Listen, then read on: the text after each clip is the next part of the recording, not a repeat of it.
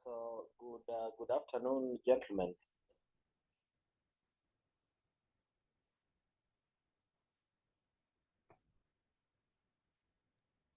Good afternoon. Good afternoon.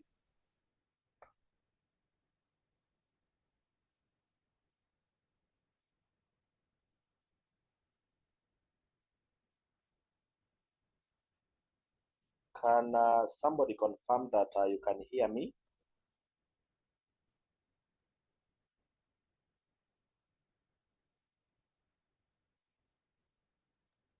Yes? Yes, we can hear you.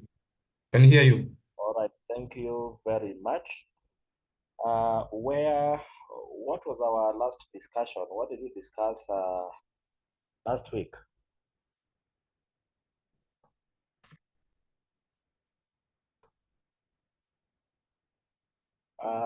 Yes, what was our last discussion?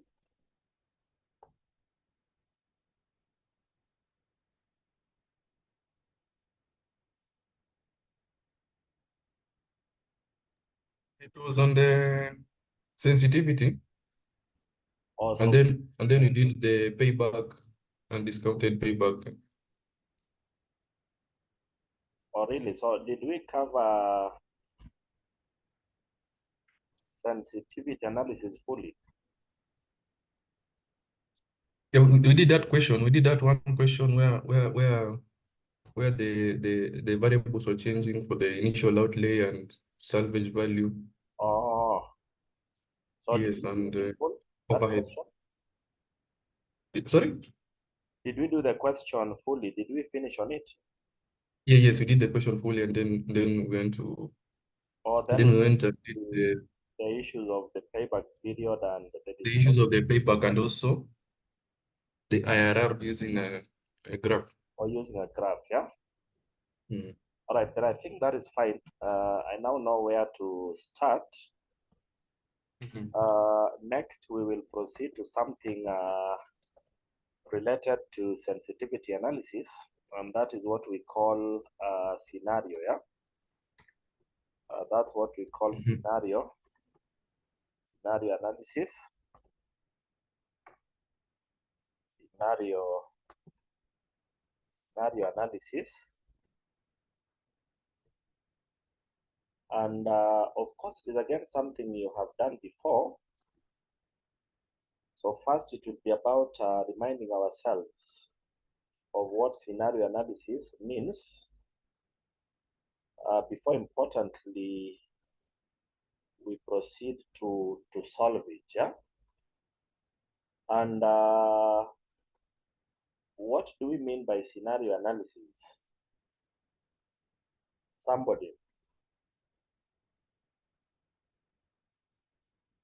Or first of all, what is a scenario?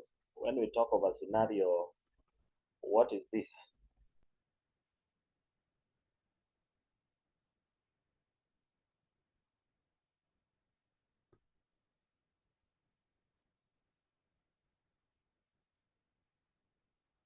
What is a scenario? Anyone?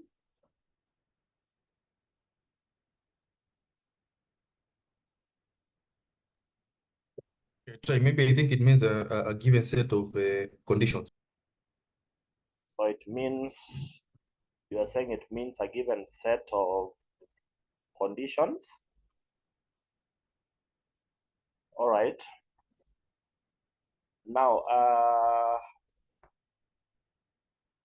a scenario is equivalent in this context. We shall look at a scenario in terms of the possible, yeah, the possible outcome of an event, or a project, of an event or a project. That is what in this context we will mean by a scenario, yeah? So the possible outcome of an event or a project. That's what in our context today scenario means. And so when we talk of scenario analysis, when we talk of scenario analysis, this involves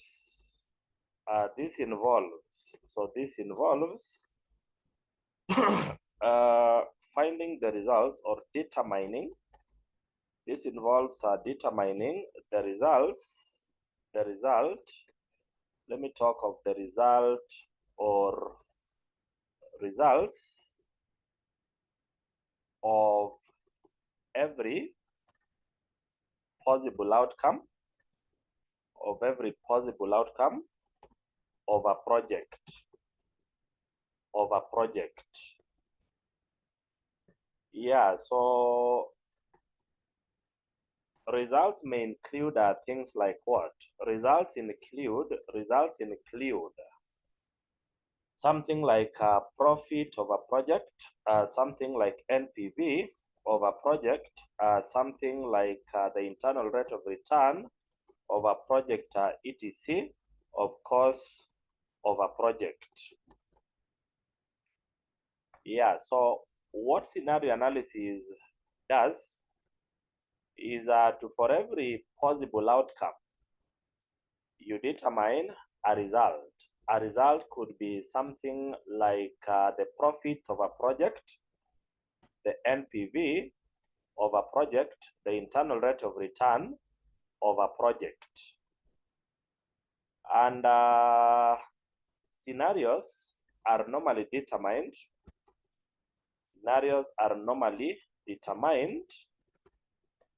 by how one views risks.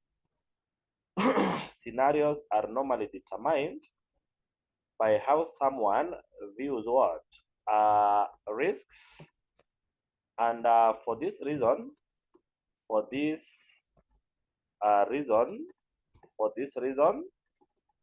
the common scenarios are normally three. So the common scenarios are normally three, including number one, what we call the expected. And in this case, the expected will be the same as what we can also call the base. And this will be the same as what we can also call the normal scenario. And then number two, we have what we call the optimistic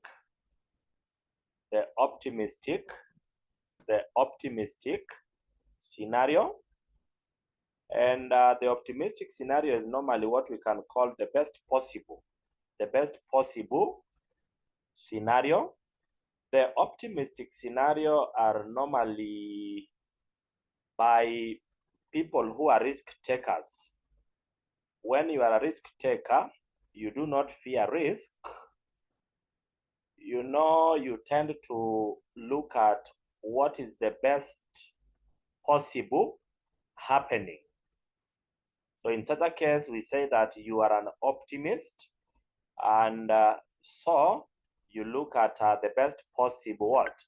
Now scenario. So in that context, the optimistic scenario could also be called the best possible now scenario. So three and last, we have what we call the pessimistic. And this is a scenario looked at by people who fear risk. When you fear risk, remember, you tend to look at the worst possible outcome. You tend to think about the worst possible outcome, so that the pessimistic scenario could also therefore be called the worst case scenario. And so, gentlemen, we shall be looking at these three possible scenarios, say for a project, and concern will be to determine what I have called the results this including profits, the NPV, the internal rate of return. Sometimes we can have more, but of course for each and every scenario. What is most important to remember is that in analyzing what we have called results, we shall do it per scenario individually, so that every scenario will be separate. So the analysis of it then has to be separate. That means you shall analyze what is expected separately, again analyze the optimistic separately, and the same will happen with the pessimistic scenario. On that note, I will take us to April 2023. Let us look at question number 21. Let's look at April 2023. We look at question number 21. And what I've done is to share some Excel. I've shared some Excel to your WhatsApp group. Please access it. So that we have a look at that question, yeah?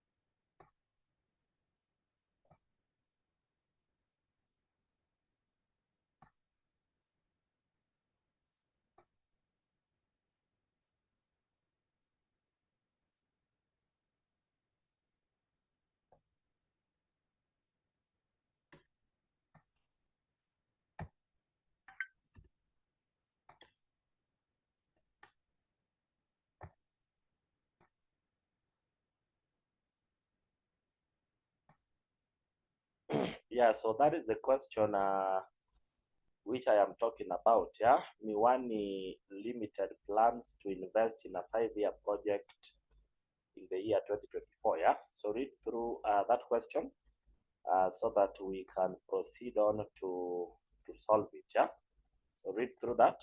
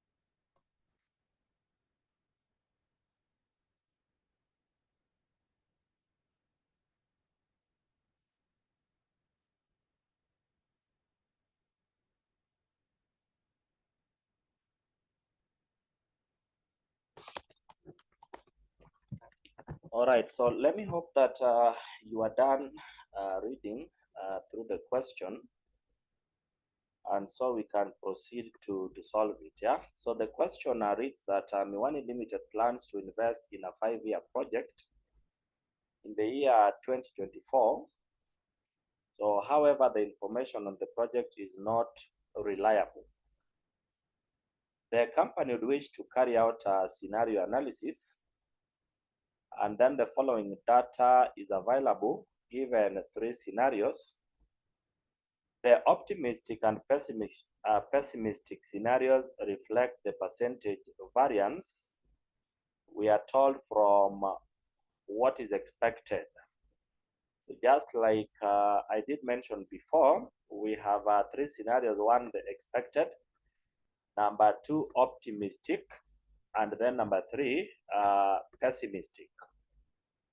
We are then given cash flows. We are then given cash flows per scenario, including the initial investment, the before tax residual value, the initial working capital, the revenues, the direct costs, and then the incremental fixed costs.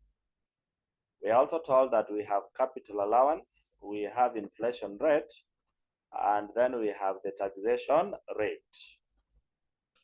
The question goes further to give us additional info that 1, the inflation rate applies to revenues, the direct costs, the incremental fixed costs, and then the working capital.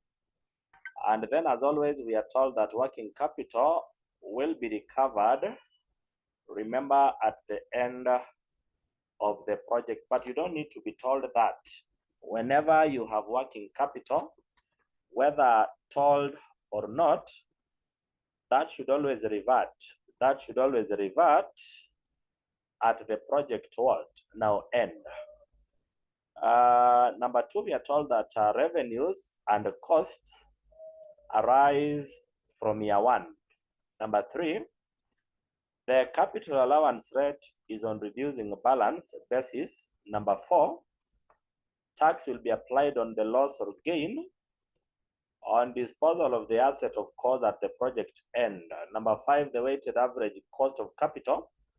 For the company, we have 15%. Now, what's required?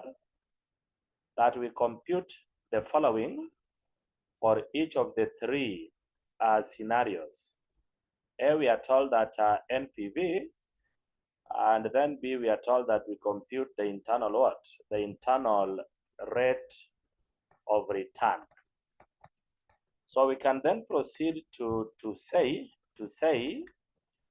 that we have the solution.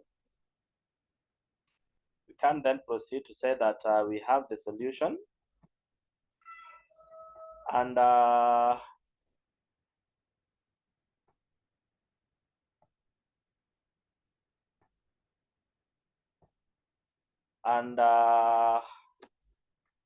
remember, we are computing these 2. These are now what I had called results. We are told that for each of the 3 scenarios,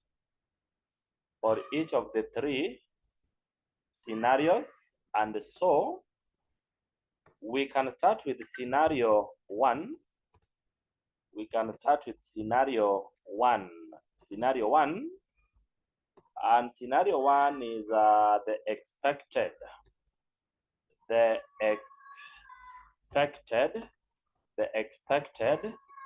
scenario. The expected scenario.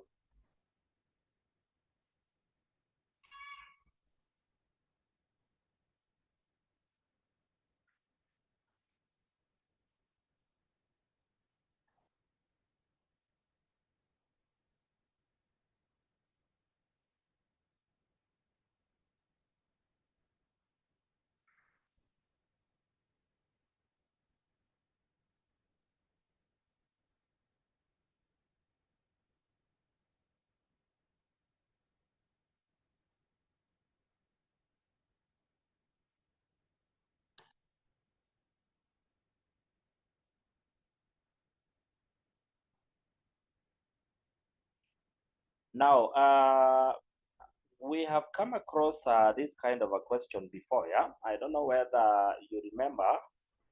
There's a question which we did on NPV, yeah? That was question 22 of December 2022 exams, yeah? I don't know whether you remember that we did this kind of a question where we had a lot of info that we needed to summarize to get cash flows that, of course, we require to determine NPV, and in this case, the internal rate of what? Rate of return. We then saw that the cash flows are summarized into what we had called relevant, cash flows, relevant cash flows per what? Per period.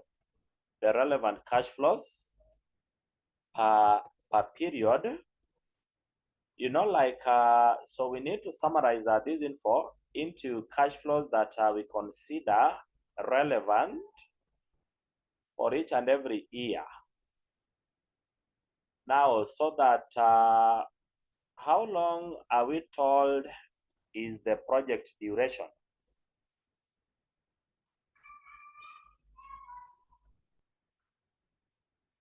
How long are we told is the project duration?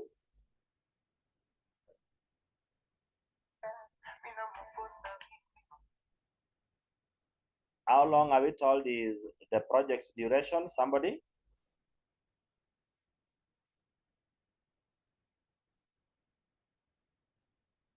Yes?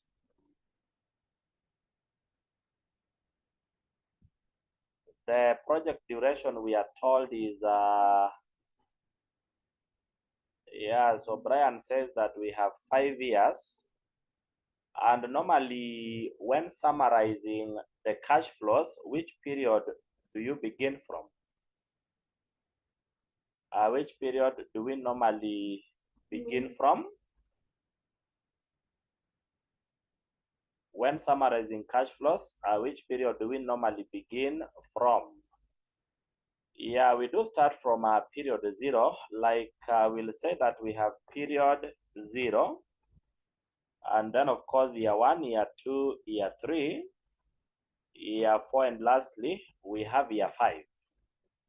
So we shall have a column for each of the 5 years. Of course, additionally, we also have that year 0.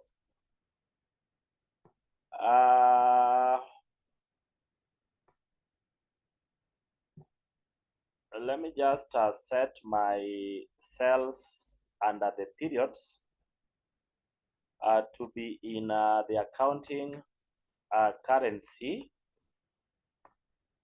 Now, in period 0, which cash flow do we have that normally apply? Which cash flow is normally applying to period 0? Which cash flow do we normally have in a period 0? Anyone? Which cash flow do we have is normally for period 0? Somebody? Yeah, in the chat I can see Brian saying that the initial outlay, yeah? So that is true, and so begin with the initial investment. Begin with the initial investment. Begin with the initial investment, and the initial investment, as we were told, you know, this is the expected scenario. We were told that this is 100 million, yeah? Now, does the initial outlay appear as a positive or as a negative cash flow? The initial outlay, does it appear as a positive or as a negative cash flow in this summary or the relevant cash flows? Is it normally a plus or is it a minus? So in the chart, you say that it's a negative, yeah? So we shall then say under period 0 that this is equal to negative, and then I copy these 100 million. So that under period 0, we then have minus the 100 what? The 100 million. Now, the other cash flows that the question gave include the residual value, the working capital, the revenues, the direct costs, and then the incremental fixed costs. Yeah, of course, we know that all those will apply as relevant what? Relevant cash flows. Yeah. So let me start with one is the salvage. One is the salvage value. We are told that followed by working capital, now followed by revenue. So followed by revenue, followed by the direct costs, and then lastly, we have the incremental. Fixed costs. So we need all those cash flows.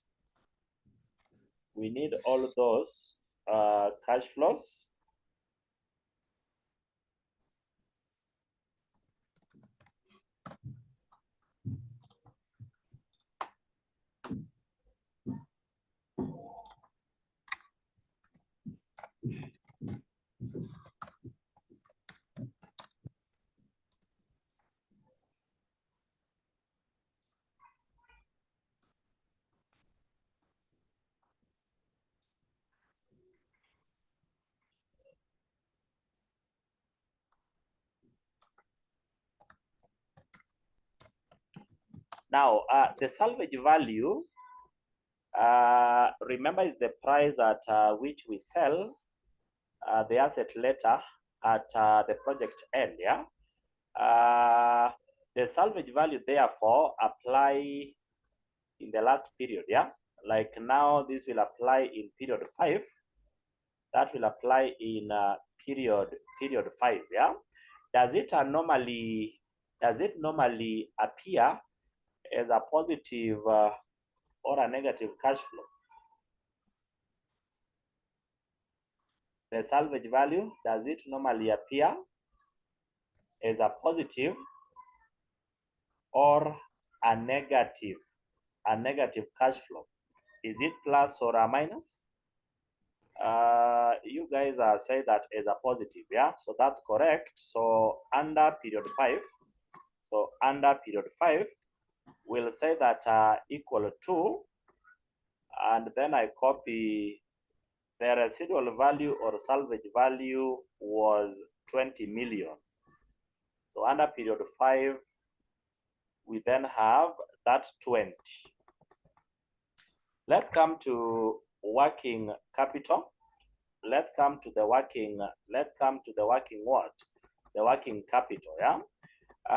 When you go back to the information in the original question, we had, we had what we are called the initial working capital. Now 15 million. When you are told that the 15 million is initial, to which period does that 15 apply? That 15 we put under which year?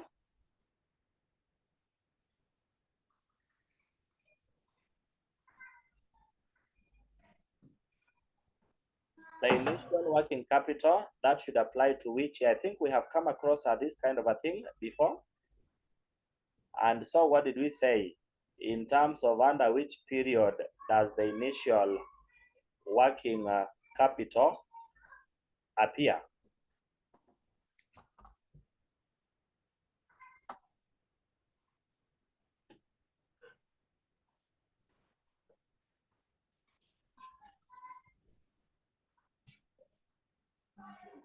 Yes?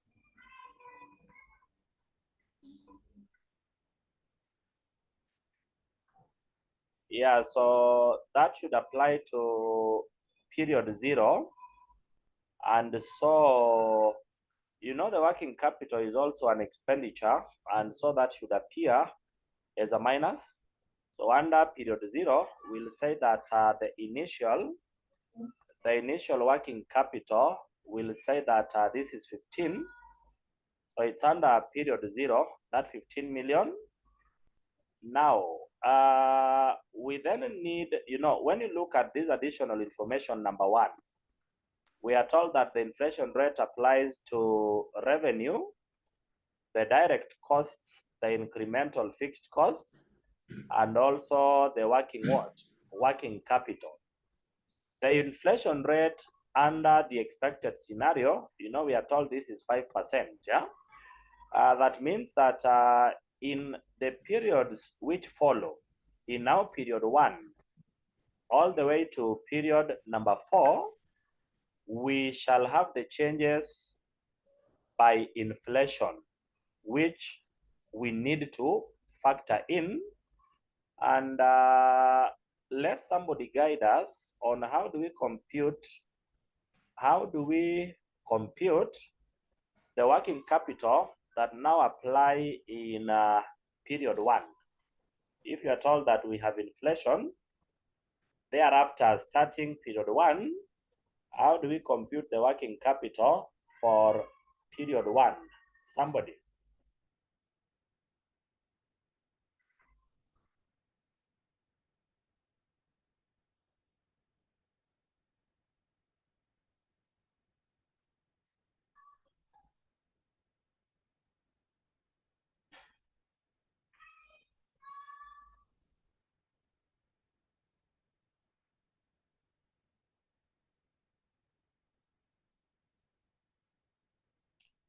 Yes, somebody, how do we get the working capital for period number 1?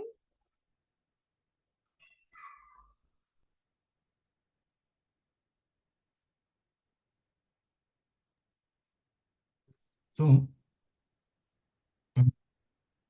that 15 million you multiply by 105% to increase the cost. You multiply by 105%. All right, yeah, but this is that is what a lot of people would think, but not necessarily so. When we say that 15 million is initial, you know, initial means that that's an expenditure that you do in period 0, and so it remains in period 0. You cannot take it to period 1 and the other periods which follow. You know, it's more or less like this initial investment. So if you want to calculate what is for period 1, then because 15 remain in period 0, then in period 1, the only consideration is that 15 times what? Just the 5%. So that you let 15, which is the initial, remain in period 0. And that should be very clear. If this 15 had applied to period 1, then that argument would be valid.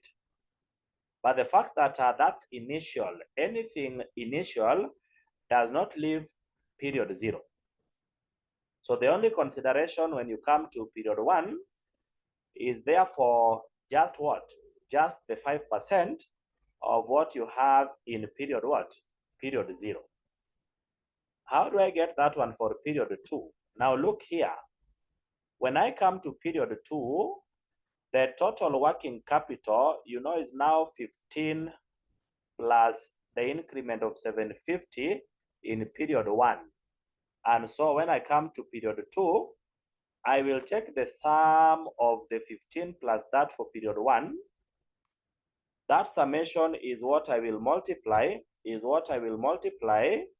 by 5%. By 5%. And so we get that one for period number 2. When I go to period 3, I will now take the sum, the total sum of the initial plus the increments year 1 and 2. Again, I multiply that by 5%. I get 826. And lastly, period 4. Similarly, sum of the initial plus that for period 1, 2, and 3. And then I multiply that by, again, 5%. And so in period 4, that's what I get.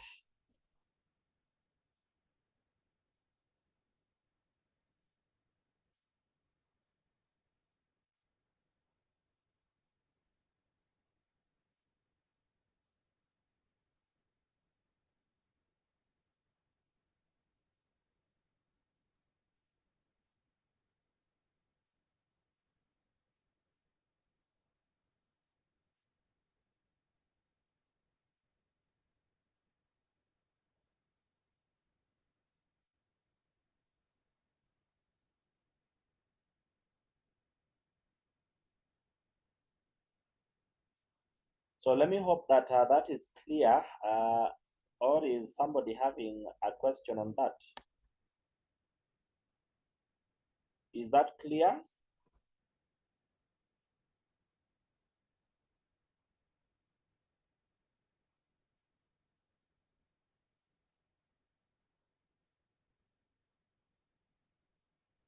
Is that clear, gentlemen?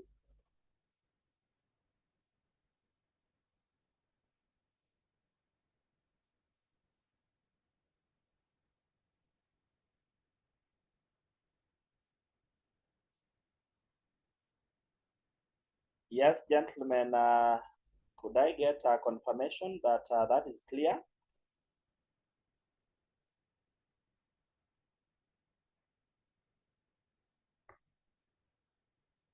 All right, so Brian confirms that that is clear, Ian, as well. So thank you very much. We can proceed, yeah?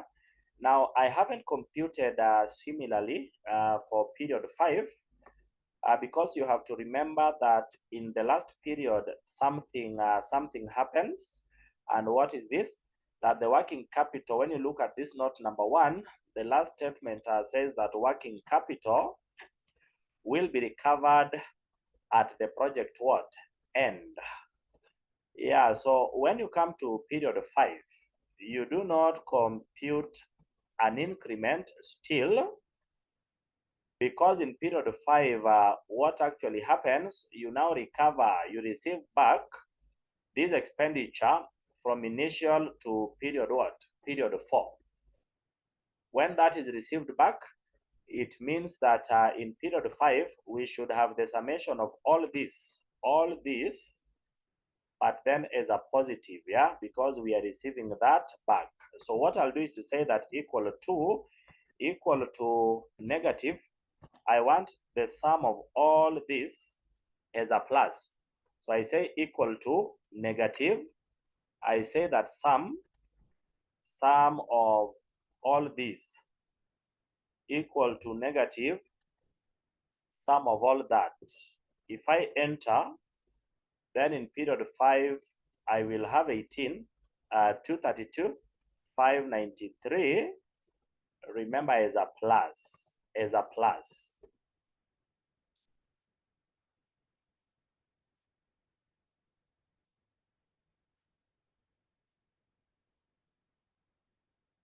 All right, let's go to the next cash flow. And the next cash flow, we have revenue. The next cash flow, we have revenue. Now remember that note number 2 was very clear that the revenues and costs arise from year 1. So I'll go back, or rather I'll say in year one for the revenue, that equals what?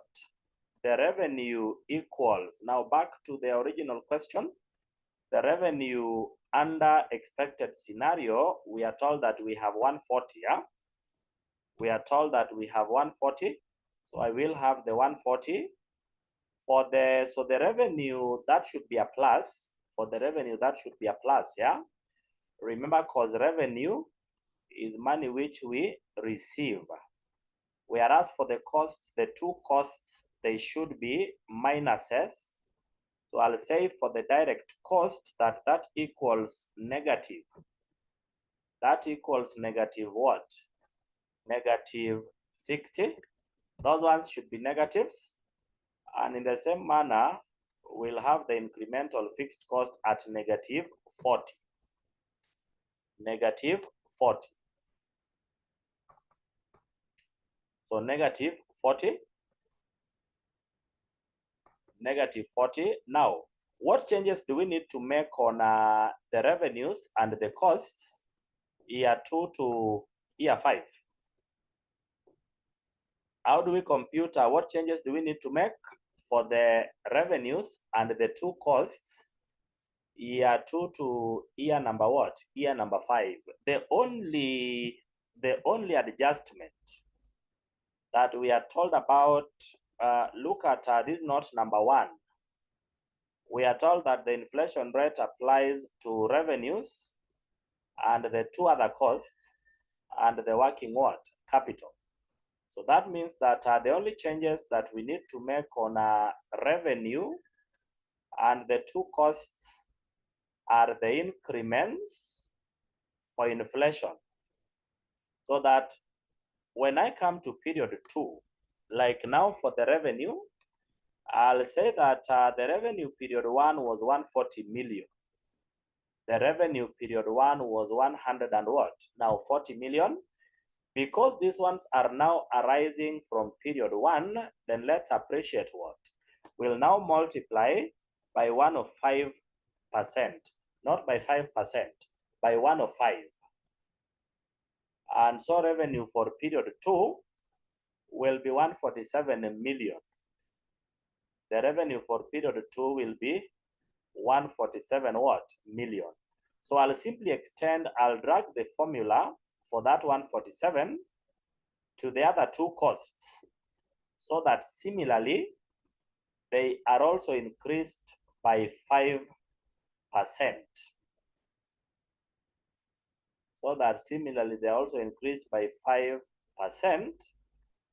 Now, gentlemen, you know now for year 3, year 4, year 5, we shall keep increasing by the same 5%. You don't need to keep doing that manually. We can simply drag the formula for these figures for period 2, just highlight them, and then drag the formula to the last year so that those figures computes automatically. So that way, we then have the figures for year 3, year 4, and also year 5.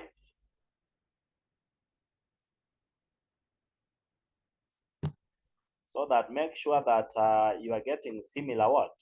Similar figures.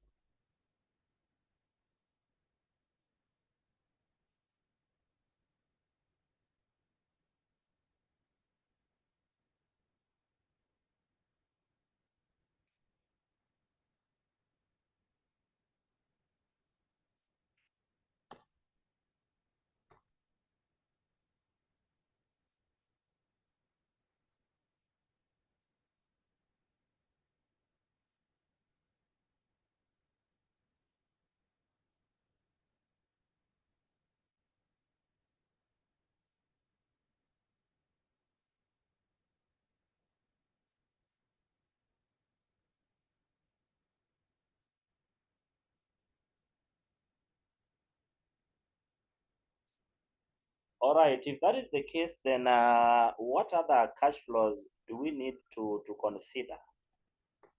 When I go back to the question, you know, after the incremental fixed costs, we did not have another direct cash flow. We are actually told that next we have something to do with this capital allowance. Yeah, even though the capital allowance is not a cash flow that you bring here, we shall require it to determine. We shall need it to determine some other cash flows, and so as a working, and so as a working, let's compute the working what? Let's compute the capital. Let's compute the capital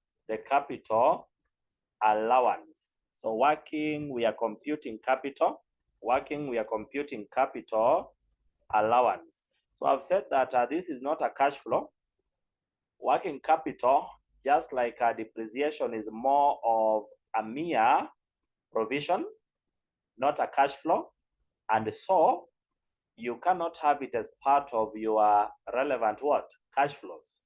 However, I am saying that we will need it to determine other cash flows.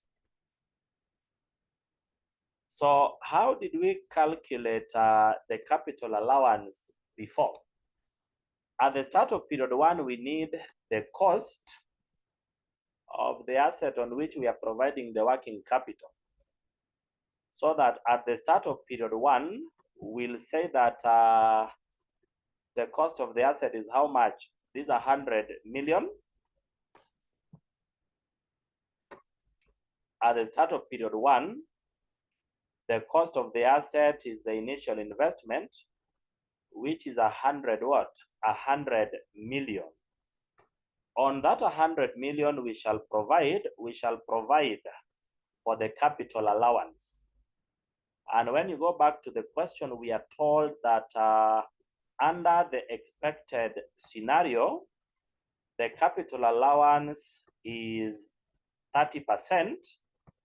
So we shall therefore compute for period number 1 the capital allowance as the 100 million. Now multiply that then by 30%. And that will give us 30 what? 30 million. When you take the cost of the asset, you less capital allowance, the value that remains is what under taxation we do call the written down value. So this is therefore the written down value, remember, carried forward. And how much is it in year 1? So I'll say that equal to 100 million minus 30. Minus 30. So the carried forward value of the asset at end of year 1, we therefore have 70. All right. That takes us to period number 2. And what is the value of the asset at start of period 2? And of course, when you now proceed to the subsequent periods, we will no longer be talking about our cost. So that starting value is cost, of course, for period 1. But then for the subsequent periods, you'll be talking about the written down value, the carried forward, yeah? So how much is it start of period 2? Somebody, how much is it start of period 2?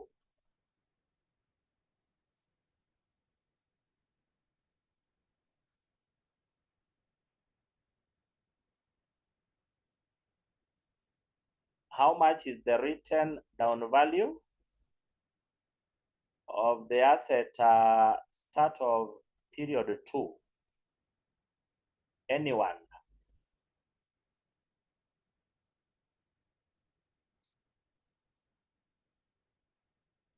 The brought forward value for the asset start of period 2, how much is it?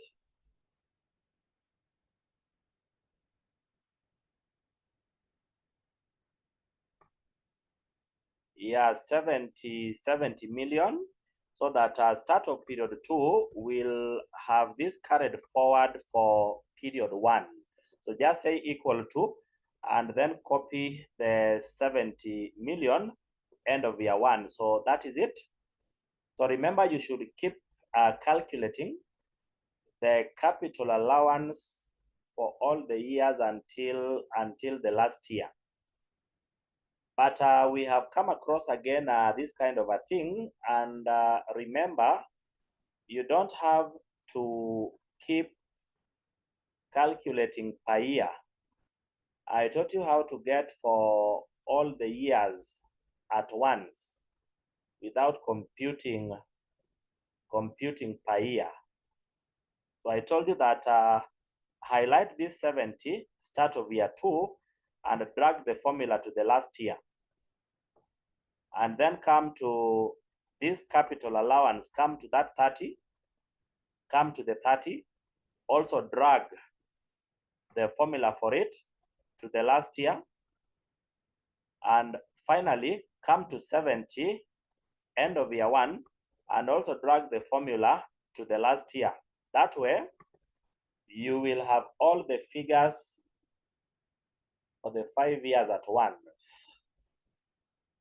You will have all the figures for the 5 years, at once. And if that is the case, remember, at the end of year 5, when the project is over, yeah, the value of the asset is at what figure? The value of the asset is at this 16,807 what? Now 1,000. So the value of the asset is at that 16,807,000. I want you to remember that what happens at end of year 5 when the project is over? At end of year 5, when the project is over, remember the asset is sold. And the asset is sold at what value? The salvage value we agreed is at this 20 million, that which the question gave. So that's end of year 5. Note that if we are valuing the asset at this 16 at end of year 5, and then we are to sell the asset at this 20 million, then we shall have some disposal profit or what?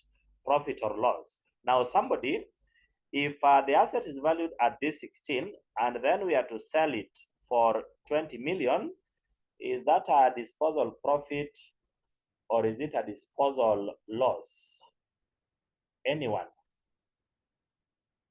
Is that a disposal profit or is it a disposal loss?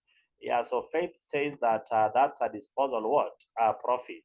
The next thing that compute as a working still is how much is the disposal what? Profit. So how much is the disposal profit? How much is the disposal profit? Disposal profit. The disposal profit shall be, we are selling it for 20 million, whereas we've valued it at this 16. So the disposal profit, remember that applied to period 5, the profit is 3190 what? 93. The profit is 3190.93. Now let's agree. When you come back to this note number 4, the question is very clear that tax will be applied. On the gain or loss on a disposal of what? The asset. So tax will be applied on this disposal what? Now profit. So let's compute the tax payable. Remember, when you make a profit, the arising tax, you will pay for it, yeah? The tax payable on disposal what? On disposal profit. The tax payable on disposal profit. Now, this will be this profit of 3193. The profit of 3193 multiply that by the tax rate. You know, we have 30%. Multiply that by the tax rate, which is 30%. The tax payable will be that 957 what? 900. So the tax payable will be that 957 what? 900. So remember that taxation we shall pay for it in cash, and so it therefore becomes a relevant what? Cash flow. So I'll go back to my schedule for the relevant cash flows. I'll go back to my schedule for the relevant cash flows and say that one more cash flow is the tax payable on what?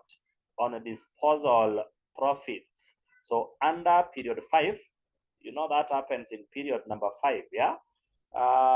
Because this is taxation which you pay, then it should appear as a negative, so equal to negative this 957. So under period 5, you'll have that.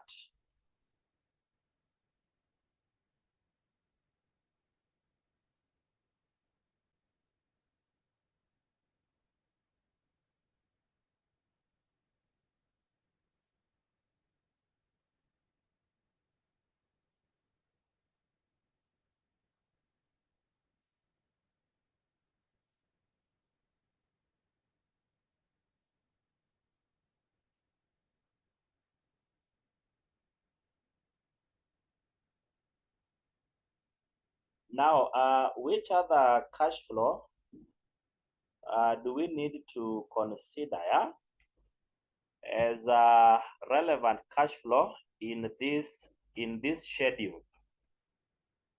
Now, allow me to remind you that this company is doing business. That's why it has revenues. And also to earn the revenue, it is incurring costs like these two. And that means they must be making some profit on trading. Whenever you do business as a company and you make profits, remember on that profits you have to pay what we do call the corporation what? Tax.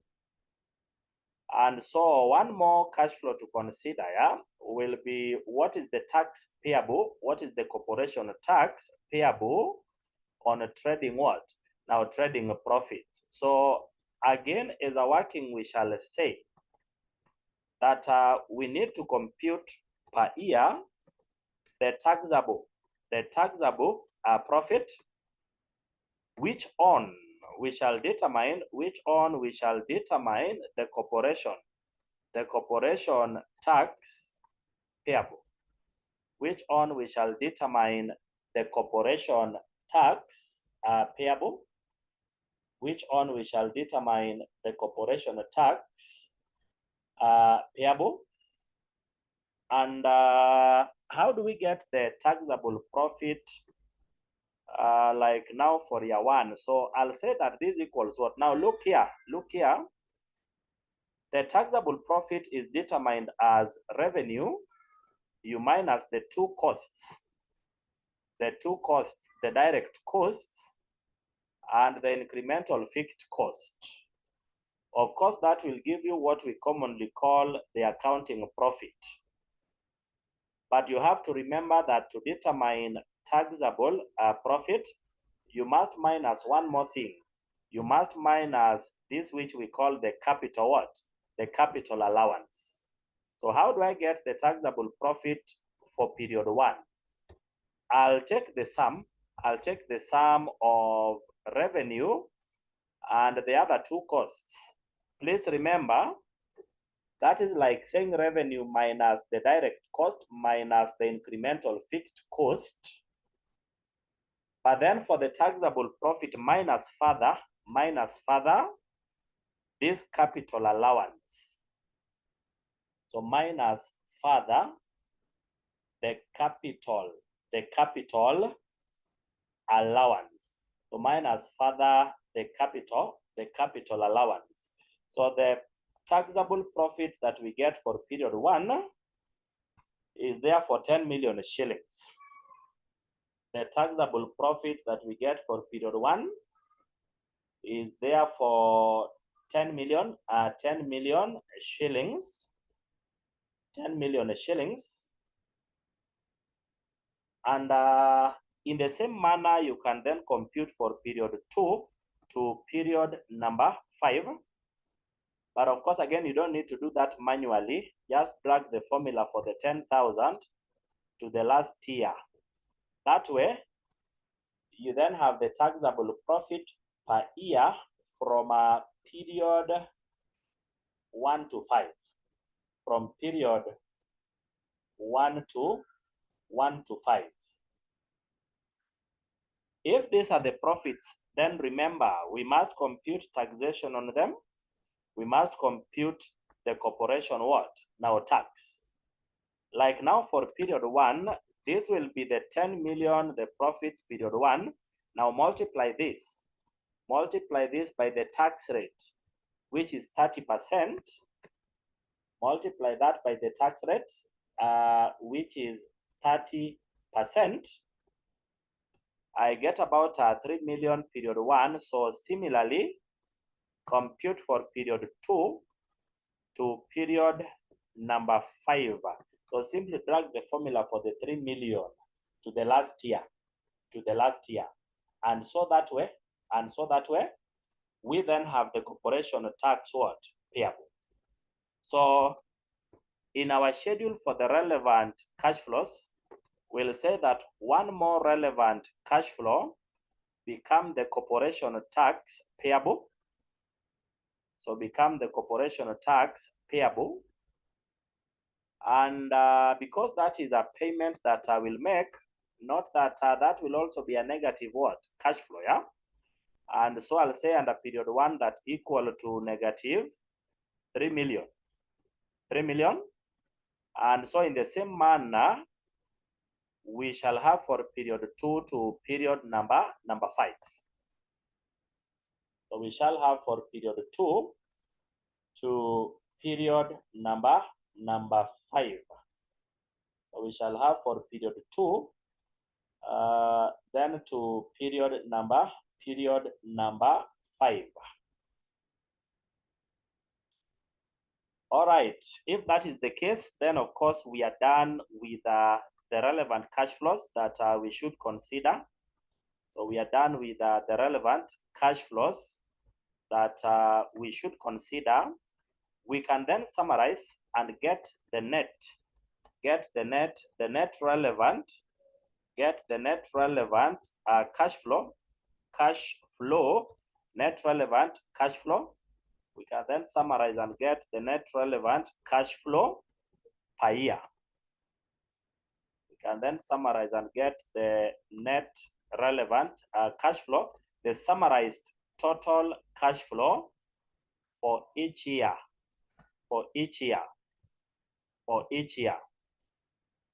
So very simply add them downwards, add them downwards per year.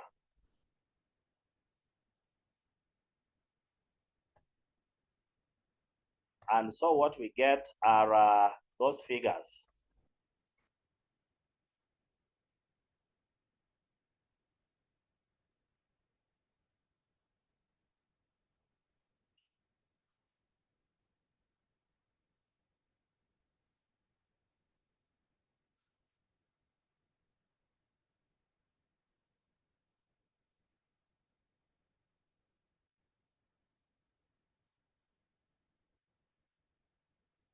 Now, do not forget what the question wanted. Do not forget what the question wanted we do. The question wanted that we calculate what? For each of the 3 scenarios, the question wanted that we compute 2 things. One is the NPV, and then number 2, we have the internal rate of return. So once we have summarized under scenario 1, once we have summarized that way the relevant cash flows, then of course we can now proceed to compute what the question wants. Let me just push my workings down so that I then have a space for part A.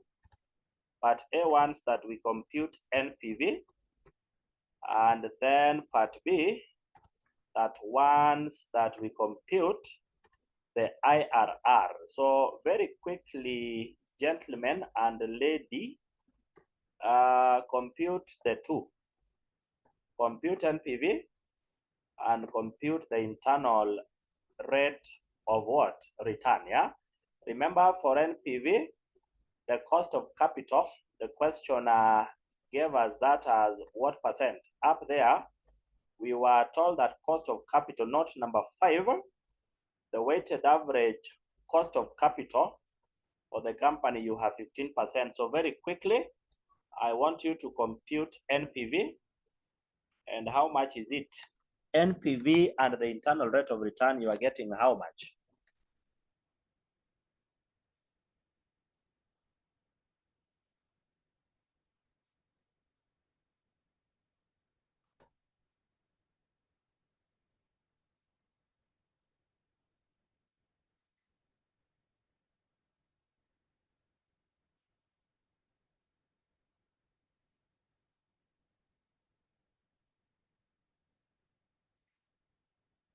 So the first person to get it, to get them, you can let us know.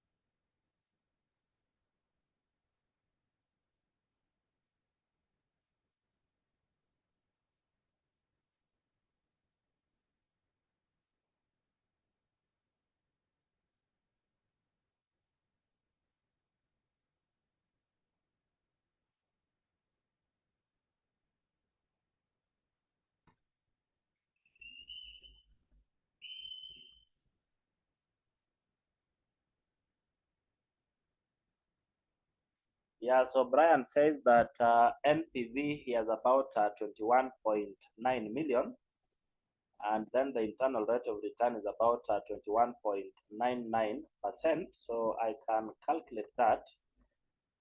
Let me just confirm for you. So NPV is equal to NPV in bracket, the rate is 15%, comma, the values period 1 to period 5.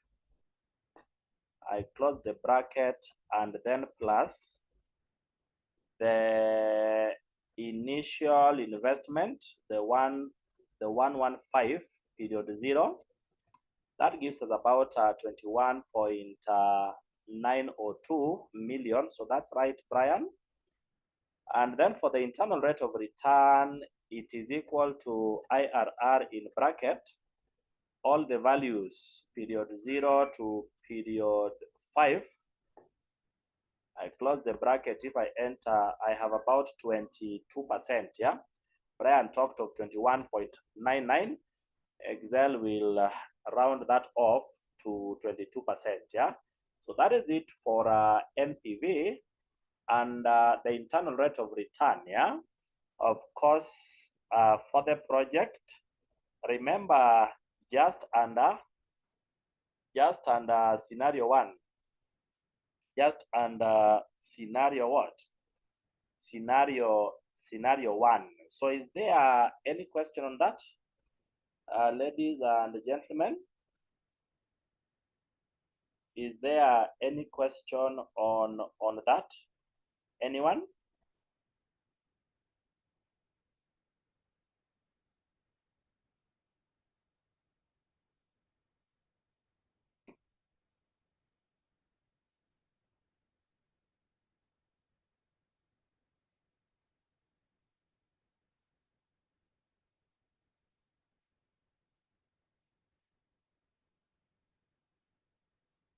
Yeah, if there is no question, please remember that we still have other 2 scenarios. You know, this is just scenario 1.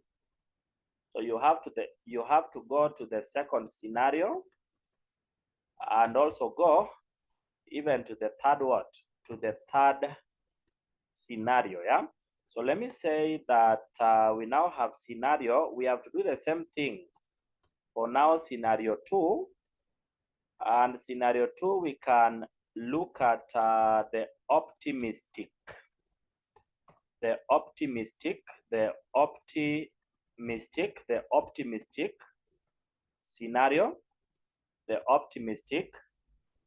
scenario, So please remember that we shall do the same thing as we've done in the first scenario. The only difference will be that figures will change. The only difference will be that figures will what? Figures will change. Please note that when you go back to the original question, we had the figures for the expected scenario. And then the question was very clear that the optimistic and pessimistic scenarios reflect percentage variance from the expected, yeah? So what I'll do is simple. Yeah? I will copy the workings. I will copy what I've done under expected scenario. I'll copy what I've done under expected scenario, everything to the workings. Everything to the workings I will copy. Everything to the workings I will copy. And then I will have that under scenario 2. Under scenario 2. I do not need the figures, and so I will delete. Of course, even if you copy the figures, don't copy. The figures don't copy that way. So I'll just clear this so that I be putting my figures there. So I'll just copy that way and have the same information down there. The procedure will be the same. The only thing that will change are the figures. The procedure will be the same. The only thing that you change are the what? Are the figures.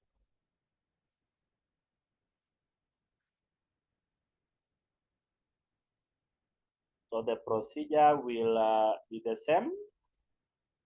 The only thing that change are the figures.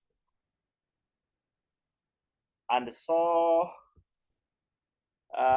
let's come to the first cash flow. You know, again, we shall have the relevant cash flows schedule. The first cash flow, the initial investment, I'll say that equal to what? I'll go back to the original question. Remember, it should be a variance from what was expected, yeah?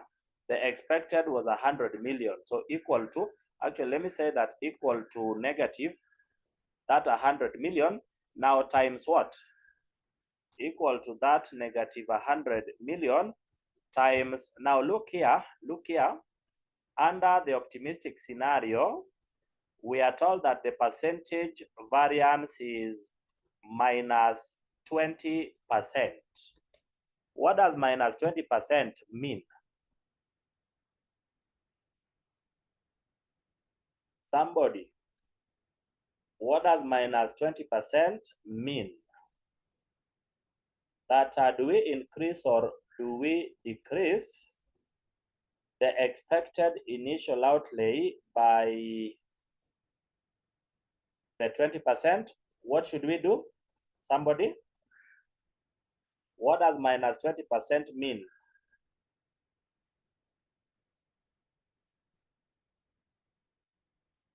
Minus 20%, let me see what you say in the chat. That it means to, yeah, so somebody says times 80%. I think that is Ian.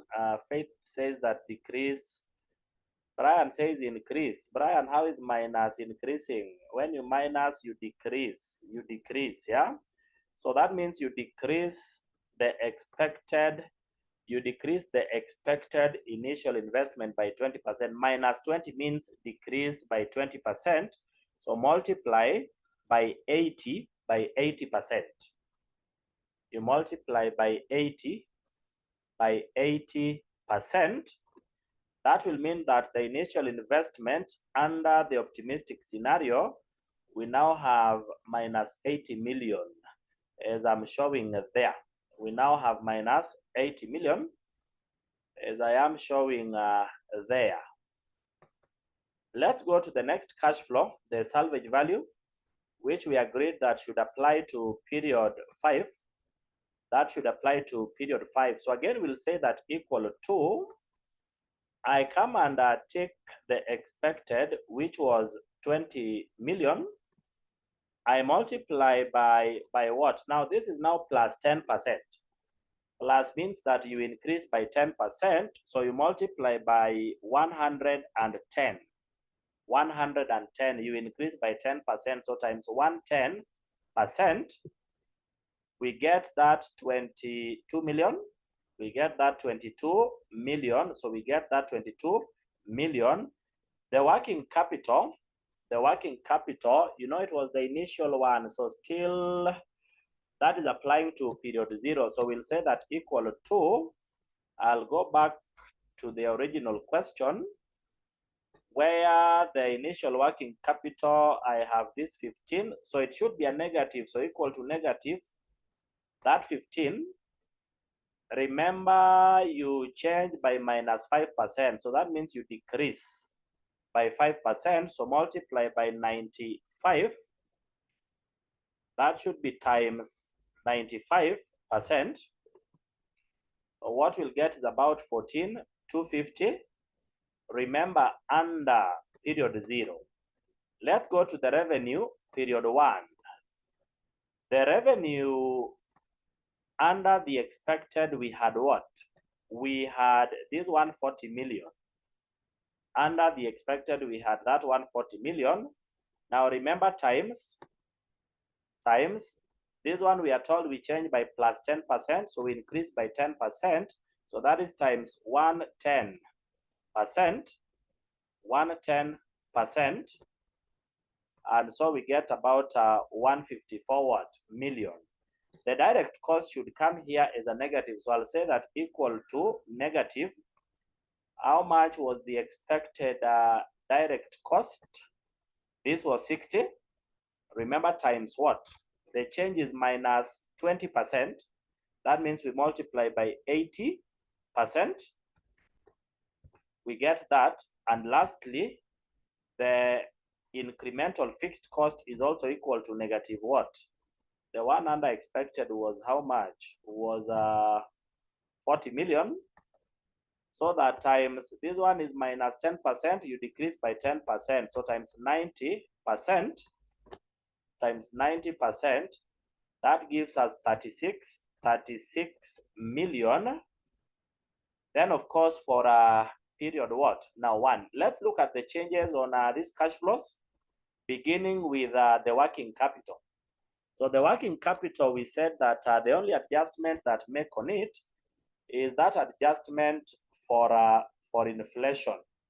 So is that adjustment for inflation. Now, what is the inflation rate under the optimistic scenario? Remember, that rate is also what? Changing. When you go back to the original question, the inflation rate under the optimistic, we now have 3%. So we now have 3%. Let's come down here and work with the 3%. Now you now know what should be done, yeah? Remember, for the working capital, year 1 will be that for the period 0 times just 3%, times just 3%. When I come to period 2, we said that the sum of the initial and that for period 1 and then times 3%. I'll be going quickly because you now know what to do. You now know what to do. So let me just compute the figures, then you confirm with what you are getting. So times 3% again. And then lastly, period 4 will be the sum of all that, period 0 to period 3, and then times 3%. And then, of course, in period 5, we had said, in period 5, we had said that what happens? In period 5, remember, that the cash flows revert. The cash flows revert. So you'll have the total sum as a plus under period 5. So equal to negative sum of all this, equal to negative sum of all that. So work out that. Work out that.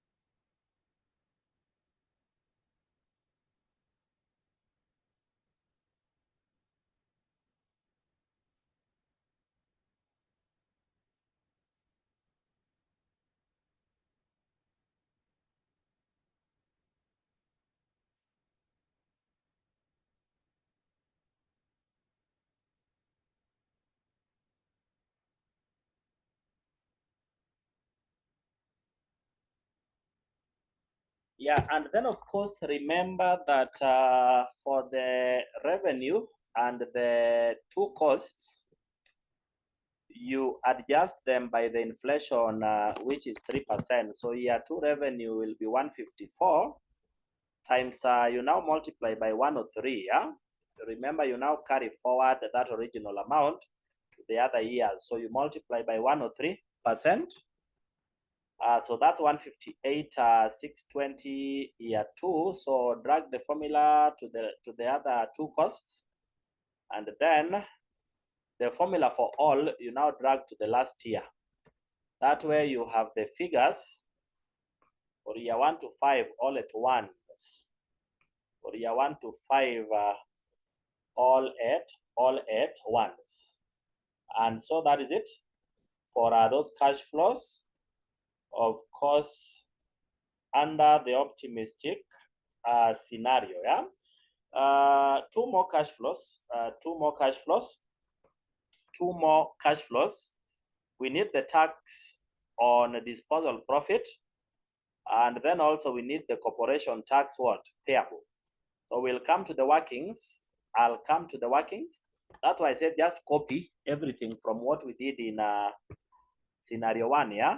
The cost of the asset period 1 is now how much money? So remember that the cost of the asset period 1 is now, that has changed. The initial investment has changed to 80 million. So equal to negative this 80, so that I have that as a plus. The capital allowance rate. Look here, when you go back to the original question, the capital allowance rate under optimistic, pessimistic, we are told not applicable. The expected was 30%. And then we are told not applicable, not applicable. What does that mean in this context? What that means is that no change is applicable. That is what that means. No change is applicable. So we maintain the same rate of 30% that we had under the expected scenario. So we come down here, and for the capital allowance, we work with the 30%. So like now year 1 is this 80 times 30% times 30%. That gives us around 24 million. And so the written down value carried forward, we have 80 minus 24.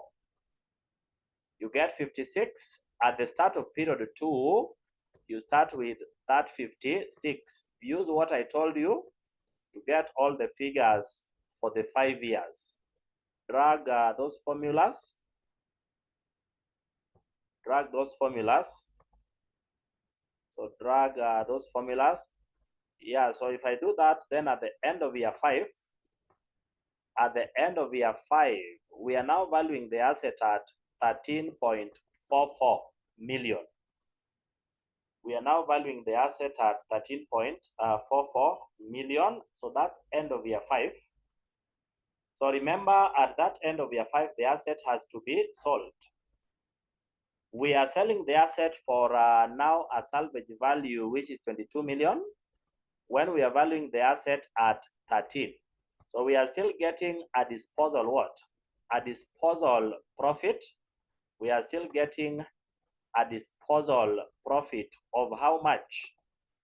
The disposal profit, the next working will now be this 22, the salvage value, minus the valuation at end of year 5, which is now 13 million.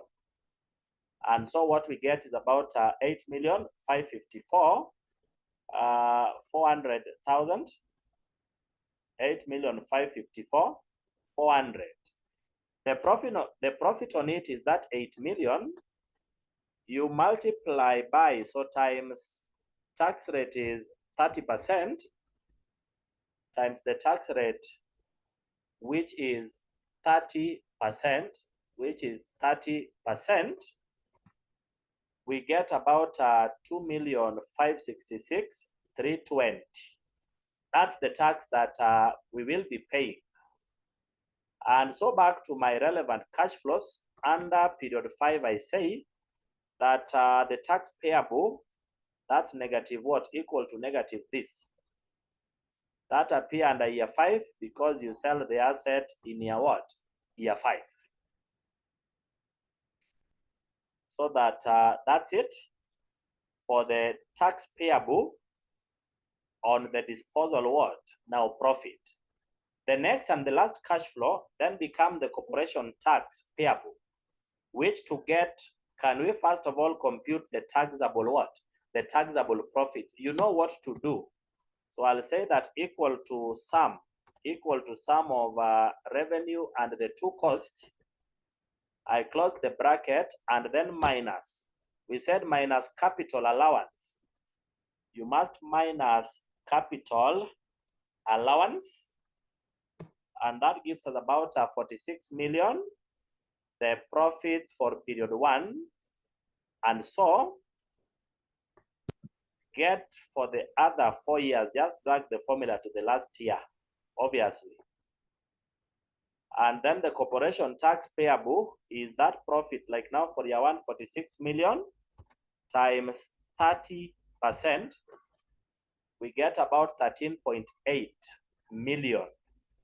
In the same manner, compute for year 2 to 5.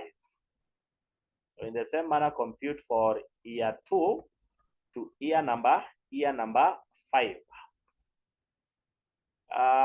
Ladies and gentlemen, those are the corporation tax that you take back to the relevant cash flow workings. And so year 1 will equal negative this 13.8, what we've computed down there, yeah?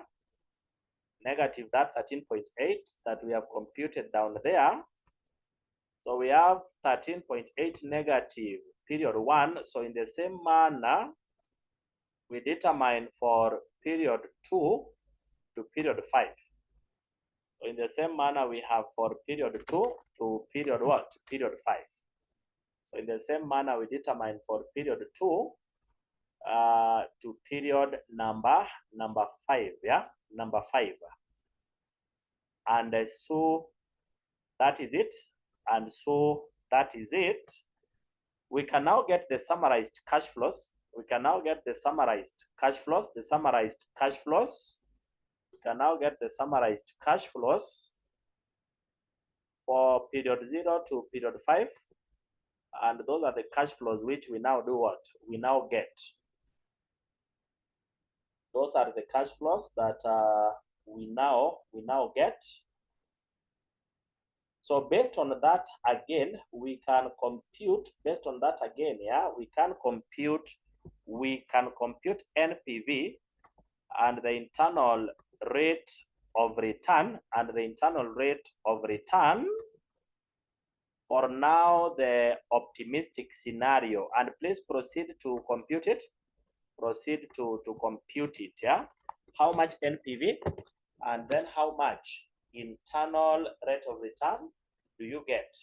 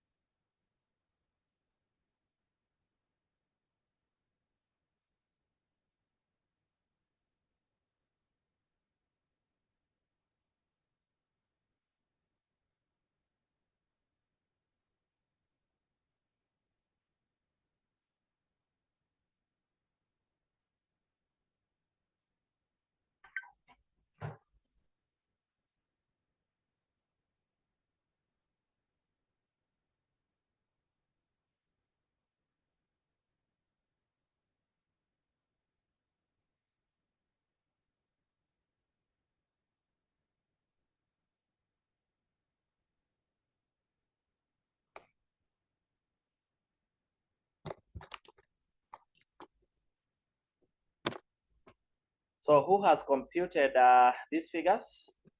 Yeah, I can see Brian says that NPV is 109 million, and then the internal rate of return is about 54, 55%. So let me just confirm for you that NPV is equal to NPV in bracket rate is still 15%. That has not changed. And then values period 1 to period 5. I close the bracket and then plus the total initial outlay. Yeah, so correctly, so Brian, that's 109, 763, 650. And then for the internal rate of return, so this equals IRR. So in bracket, we have all the cash flows from the initial outlay. And so that gives us about 54, 55%, like Brian had gotten it, yeah? So that is it for how, that is it for how, that is it for how the optimistic scenario looks like. That is it for how the optimistic scenario looks like, yeah?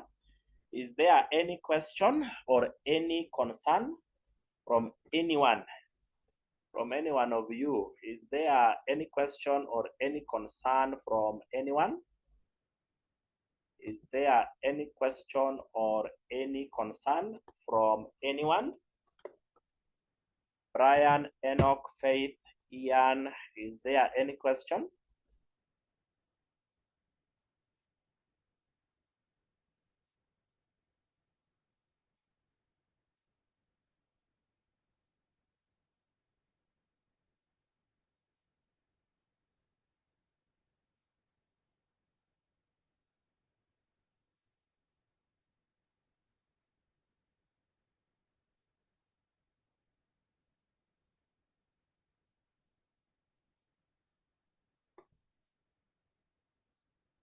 All right, so somebody says no question, so thank you very much.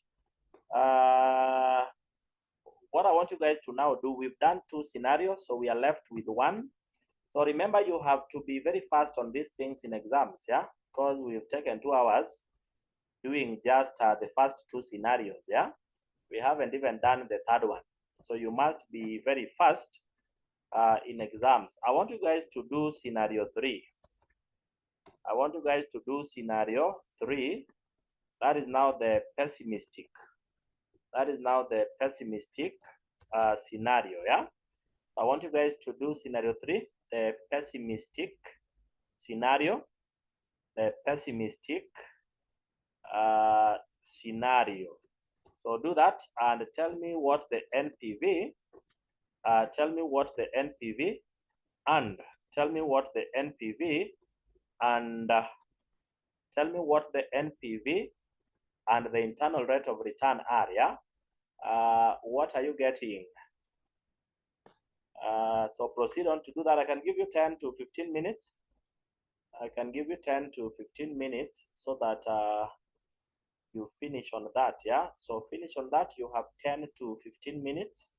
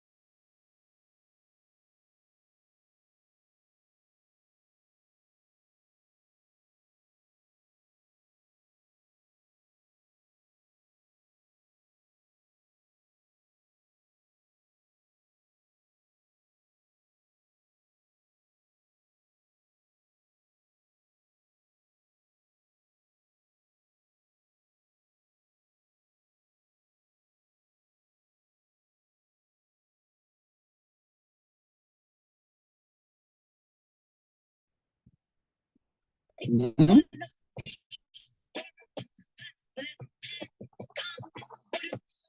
But kuna zingine zinabamba. Ah.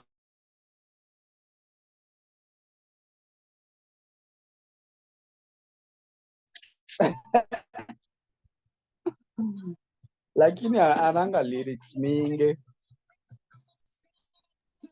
Now, Ni this kusema tu bad bitch na screen. Hizo tu. man by the initials WGP. You have just come to class and now we have to listen to you. This man by the initials WGP, please learn to mute on your side. Na hii wameweka fiction. Wameweka graphics crazy.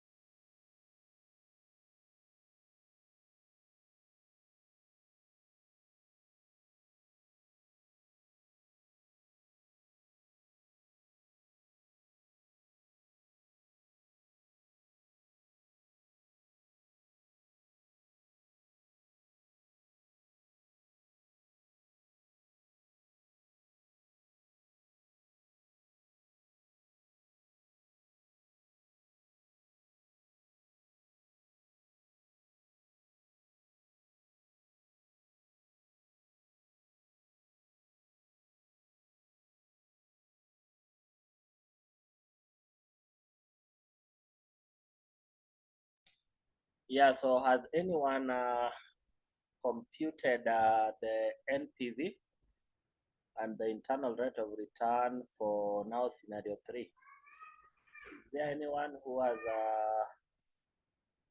has determined the answers? Anybody? Yeah, let me see what you say in the chat. Yeah, so Ian says that he has negative NPV is negative 118.9 million, and then the internal rate of return Ian says is negative 38. Yeah. Then Brian says that NPV is negative 126, and then the internal rate of return is negative 29. Why are you guys having different answers? Why are you guys having different answers? It should only be one answer, unless you have made a mistake somewhere.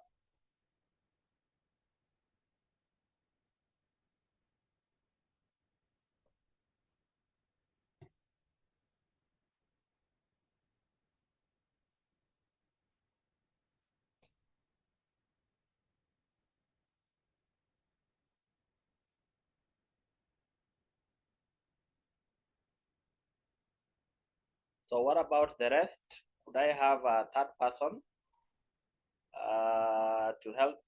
to help me have an idea of what the right answer should be? Because we are not going to do that together. We've done the first two scenarios. We don't need to do the third one also together, yeah?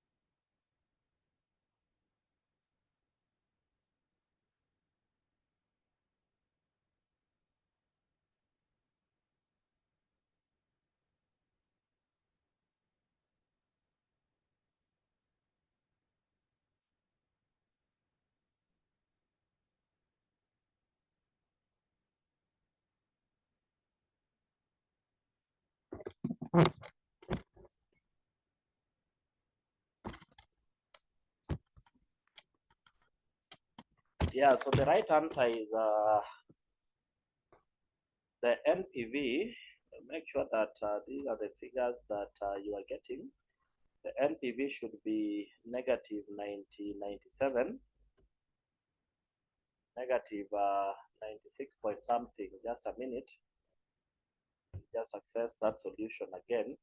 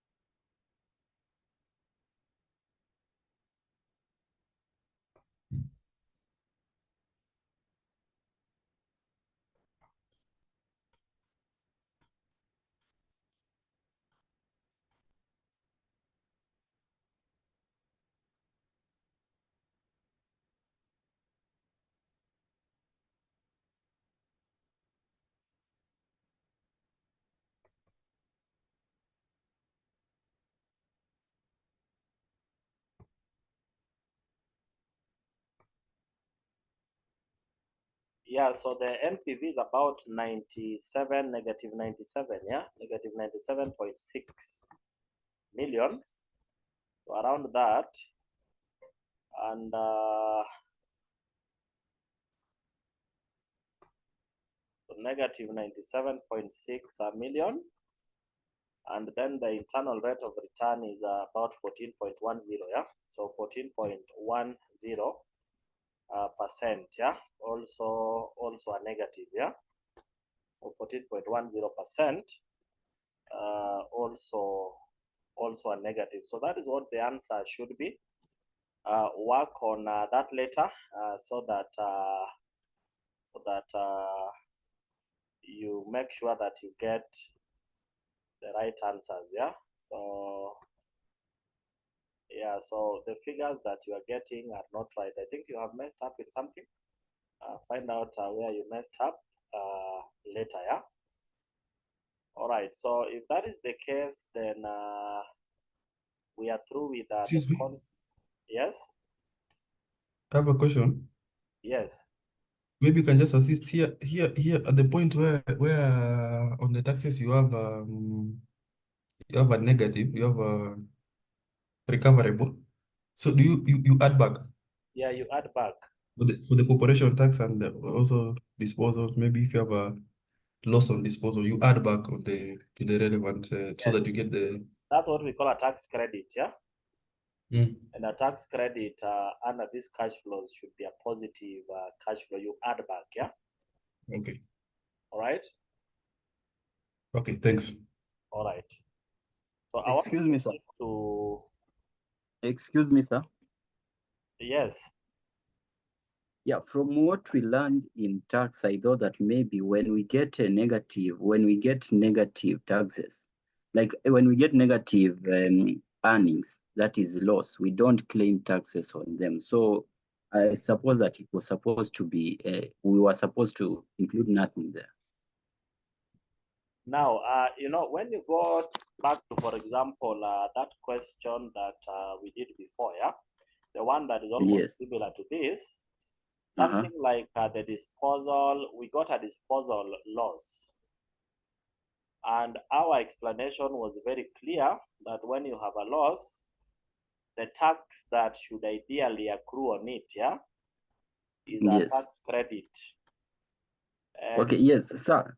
We concluded that for a tax credit, you do what? You add back. It's more or less like tax that you claim from KRA. That does not actually happen. It rarely happens in practice. But in 1-2 instances, it happens still, even in practice. Okay, sir. What I'm concerned with as on this question is not about tax on disposal. Really, on disposal, I know that could happen. But now, when it comes to corporation tax, I thought that maybe that one, if we are getting negative, we should not include it in our cash flows, or it should not. Literally, it should be zero. Yeah, in practice, it is a zero. You don't pay tax on when you have a loss.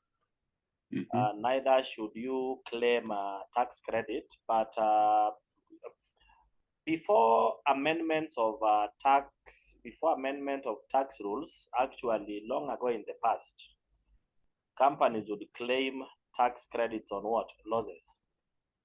Okay? It is today that they are no longer tax credit on a loss. But in the past, we had them.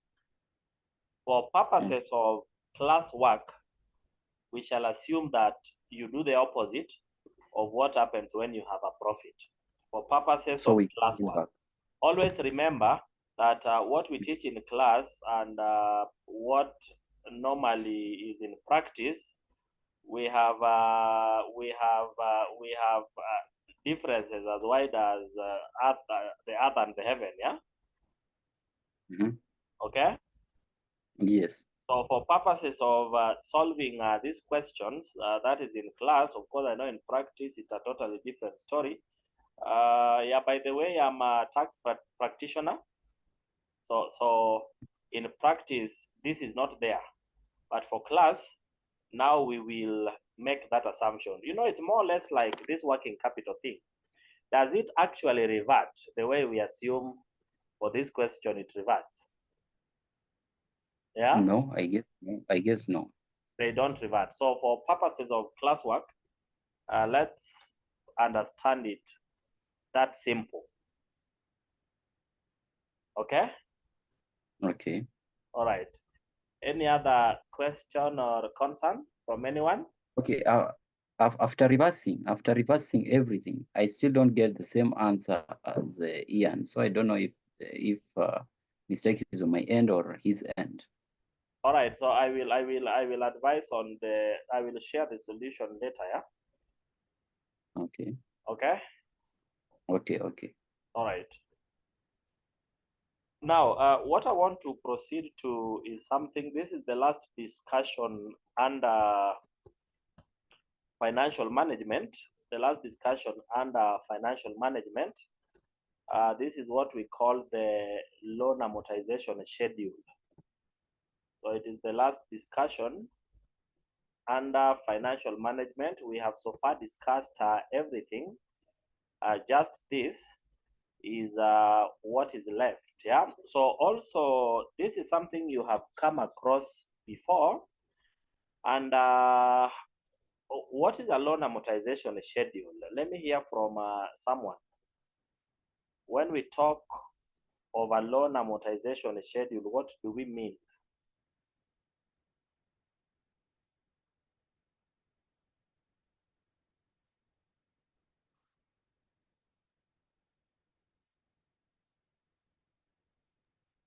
Maybe a trial.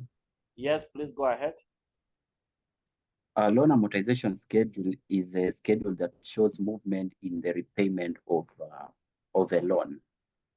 So it borrowed. shows the movement in repayment. In the loan repayment. Yeah, so the movement in loan repayment. So that's wonderful. Somebody who could add something? Could we have somebody adding something? Yes, perhaps in that movement to break down the principal and the interest. Yeah, so in that movement, it breaks down the principal and interest. So in that case, you are referring to what you repay per period as combining the principal amount of the loan, and part of it is also what? Is also interest. Yeah. Now, the reason why we have to study this is because we know that some of you could be working already. If not, someday you will be employed by these financial institutions, whereby you'll be tasked with being a credit officer. And at the end of the day, you have to advise clients on something like loans and their repayments. The only way of doing this is to know how to come up with a loan amortization schedule. It's more or less like a repayment schedule. So what it shows is to break down items of the loans into things like what is the principal, what is the interest, how much is the periodic repayment, how much is the opening balance for the loan at the start of the period, how much is the balance at the end of the period, of course, and so on and so forth. Yeah. All right. So we will just note that this is a schedule. We will just note that this is a schedule. This is a schedule that shows loan repayment, that shows loan repayment, that shows a loan repayment.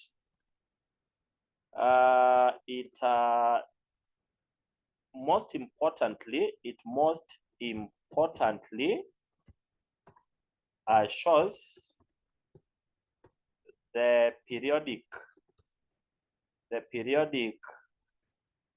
payment, or what also we can call installment. It most importantly shows the periodic payment or installment. Let me say that which is normally fixed, per period. So which is normally fixed per what? Per period. The periodic installment, the periodic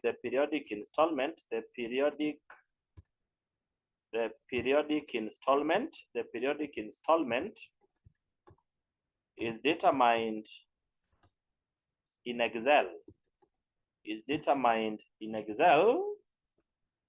Using a function called the PMT. So the periodic installment is determined in Excel using a function that we call what? We call the PMT. And this is going to be very important, ladies and gentlemen. Yeah. So very shortly, we shall show how the PMT function works to help us determine this, which we call the periodic what? Now installment. Yeah. On that note, I want to refer you to a question which I think you will copy from my side. Yeah, a very simple question. I don't need to send the Excel for it. It's a very simple, simple and short question.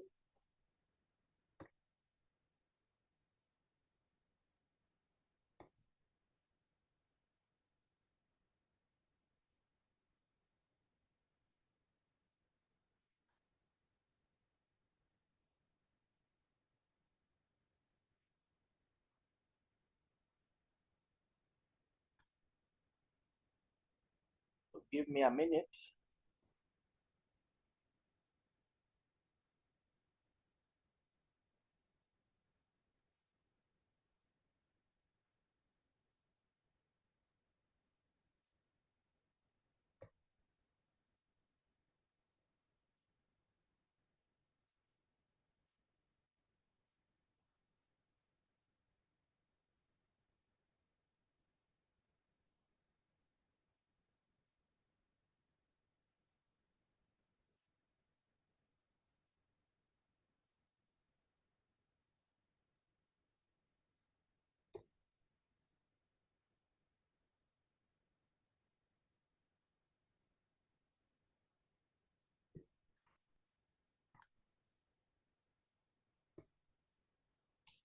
All right, so let's do this. Let's just have, yeah, I think I've found the illustration which I wanted.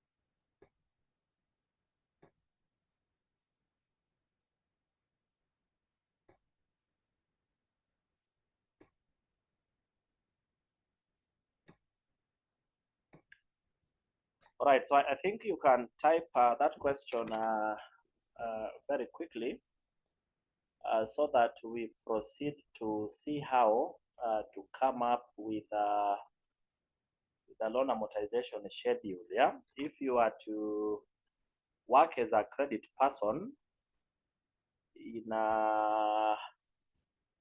say a bank, and then you have to advise a client like now this one in this question, how do you go about it? Yeah, so type that question so that we solve it.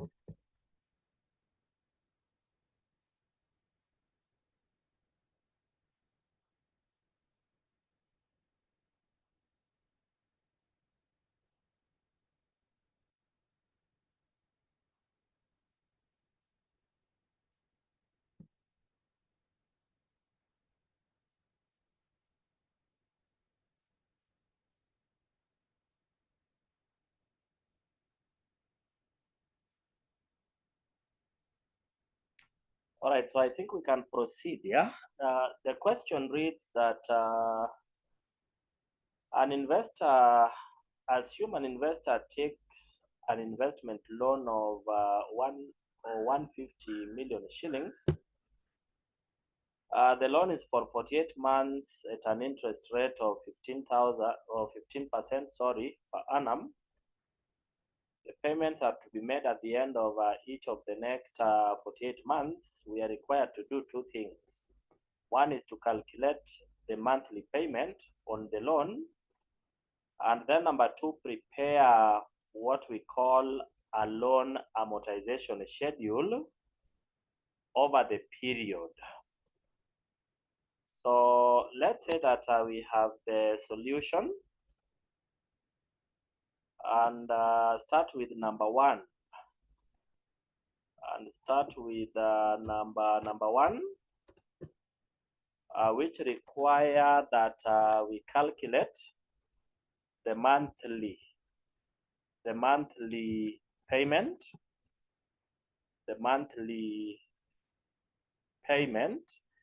you know, which also I have said we can call the periodic installment. Yeah, the periodic installment. Alternatively, we can call it that way. This have said that in Excel you calculate using a function that we call PMT. So you calculate that using a function that we call PMT. Before we can calculate this, and of course what this is asking is very simple, yeah? We have the principal loan. So let's summarize this info. We have the principal loan, which we are told is 150 million. And then we are told that the loan duration, the repayment duration, we then have 48. We then have 48 months, and then the interest rate, the question says that this is 15%, but remember the 15% is per what? Per year. We are told that is per annum.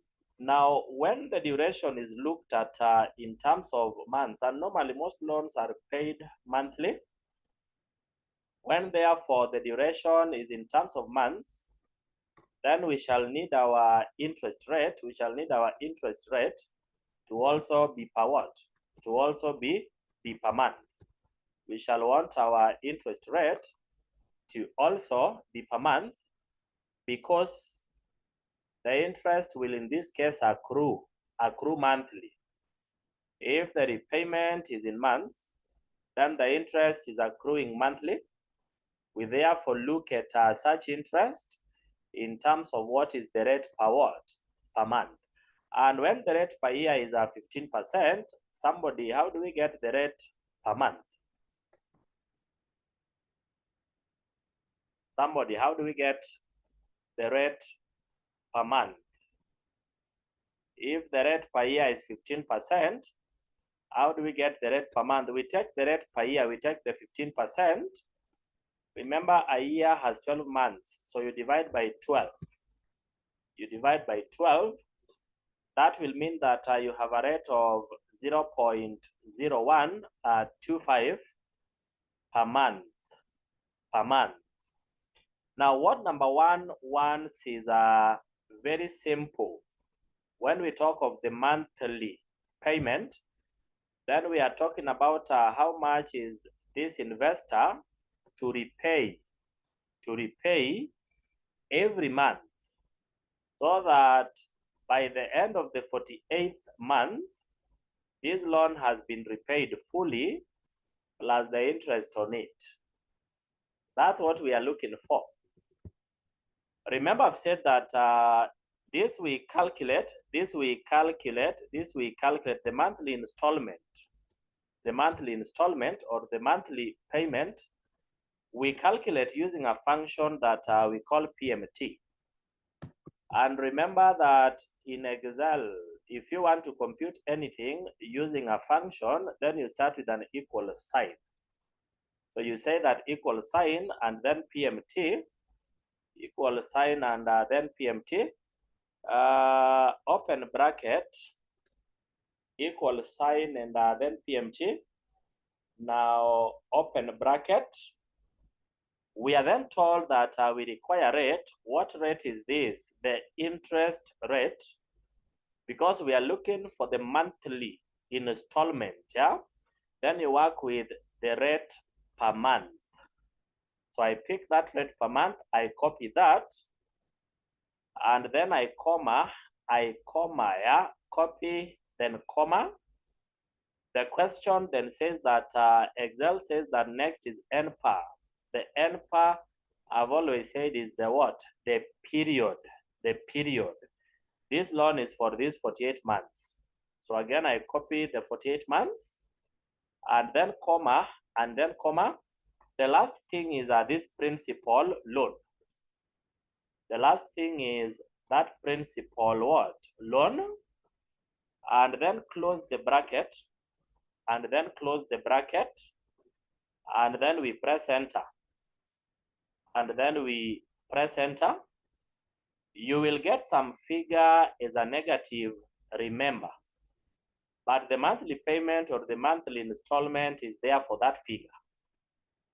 Let's make it a nice figure by removing that negative and that dollar sign, because in our case, we want report in dollars. So what you'll do is to highlight the formula for that figure, double click on it, so that you go back to the formula for it. Now, what you'll do is to have a negative before any of those cells. A negative before any of those cells, like even before the first one, I'll just put minus. If I put minus and then, oh, just a minute. That is not right. So what you had computed is PMT in bracket, the month, the interest rate per month, comma, N per 48, comma, the principal loan. Put negative before the last cell. Before the principal loan, put negative. Before the principal loan, you can put a negative. If you do that and press enter, the figure comes back as a plus. And then that dollar thing again, you can remove that. You can highlight the figure, and then up here, upper kwa this option for the numbers. Upper kwa this option for the numbers, you can press this icon, upper candle, that icon to the right. Just press it. If you press it, you are taken to the options for that. My computer is taking long to give me the options. Yes, you are taken to those options. What you'll do is to this part for symbol. This part for symbol here. Symbol, just click that down arrow and then select none. And then select none. Down there, press OK. You will now have the figure without the what? The dollar. And the answer to number 1 is there for this 4170 what? 4174 612.24. And so what we are saying is very simple. If this investor takes a loan of 150 million and he or she has to repay the loan in 48 months, if the interest rate is 15% per year, translatable to 0.0125 per month, then what the investor shall repay monthly is this 4.1 what? 1 million. That will ensure that by the end of the 48th month, the whole loan is repaid plus what? Plus interest. That is what that means. And is there any question on that? Any question? So that you can now do for any loan with any other terms.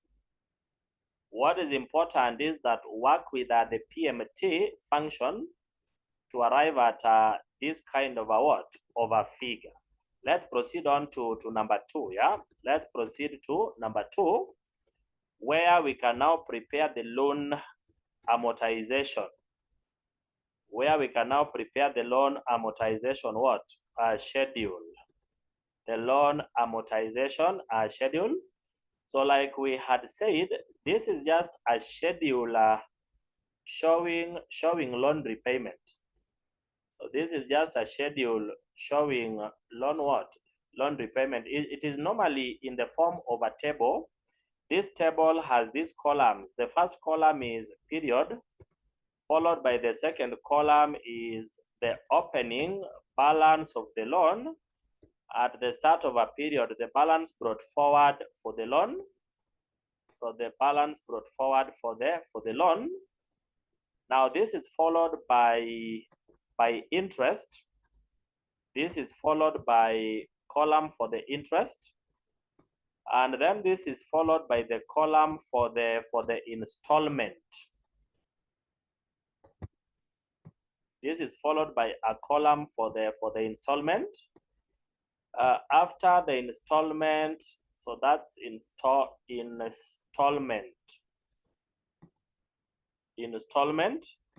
That is followed by a column for the principal, a column for the principal repayment. So a column for the principal repayment. And then the last column will be the closing balance. The closing balance for the loan, what we call the balance carried what? Carried forward. Now, ladies and gentlemen, let's note that this monthly installment, yeah, this 4174 612 normally comprises two things. It comprises interest. It comprises interest and what? It normally comprises interest and the principal repayment, what you repay, and the principal payment and the principal payment. So it comprises interest and what goes towards repaying? What goes towards repaying? The principal loan. Allow me to start that we have period 1. Allow me to start that we have period 1, month 1. Month 1, at the start of the first month, we know the principal amount. We know the principal amount of what? The loan, yeah? We know the principal amount of the loan, and this is, now first of all, I'll want my figures to be to 2 decimals, 2 accounting decimals. All right. So the brought forward balance we are saying is the principal loan taken, which is this 150. So I copy the 150 from up there. So I copy the 150 from up there. All right. The interest on the loan in month 1. And please let's move together. The interest on the loan in month 1 will be the 150 multiplied by, sorry, so the brought forward balance is this 150. The interest on the loan in month 1 is this 150. Remember, times the rate of interest per month times the rate of interest per month, which is this 0.0125. So times that other cell for the interest. That is what we get. We get 1875,000. The installment per month, we know that it is this 4174. It is that 4174. Now, the 4174 we have said comprises 2 things. This interest, and then the balance is now the principal repayment, yeah? So to get that principal column, I'll take the 4174, you less interest of 1875. That's about 2.2 million. And then to get the carried forward, balance, to get the balance carried forward, you take the brought forward 150, you less the principal. You take the brought forward, you less the principal repayment. So you less the principal repayment, you less the principal repayment. So you less the principal repayment. So those are there for the figures for this schedule for month 1. So we should proceed to month 2. And what is the balance brought forward when we now come to month 2? Somebody. What is the balance brought forward when we now come to the second month?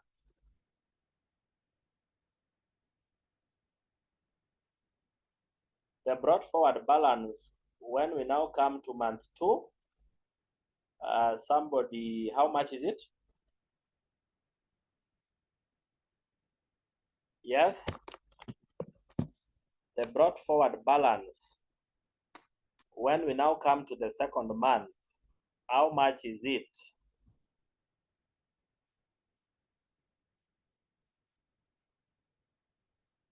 Remember, it is actually the carried forward for year 1. So you say equal to, you take this carried forward in year 1. So you copy that cell, please.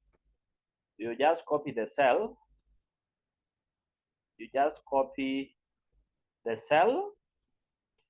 We can repeat the same procedure for the second month so that interest in month 2 will be this brought forward in month 2 times the rate of interest, which is this 0.0125. So you copy from up there.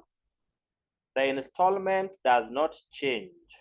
This 4174, 612 does not what? Does not change. So that is still 4174. The principal month 2 will now be this 4174 minus the interest, which is that 1846. We get 2.3 million and some change. And then the carried forward balance will be the brought forward. You minus the principal.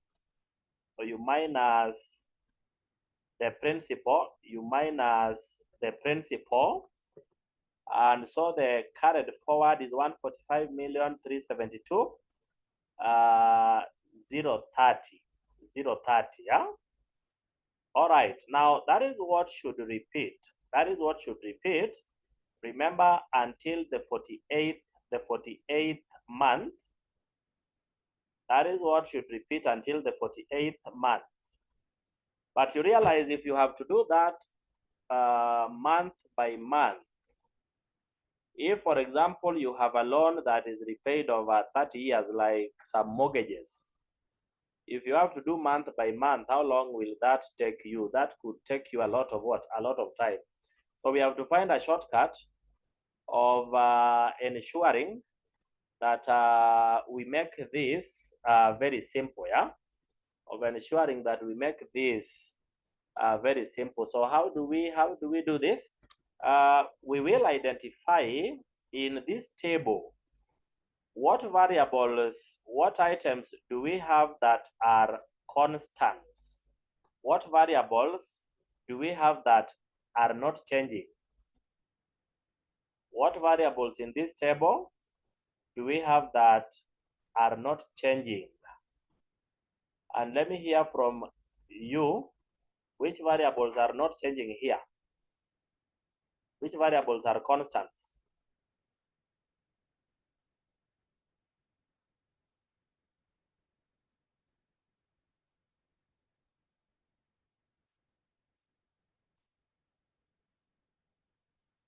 Which variables are constants? Are you guys in class? Are you guys in class? Yes, you're in class. Which variables are constants here? Which variables are not changing?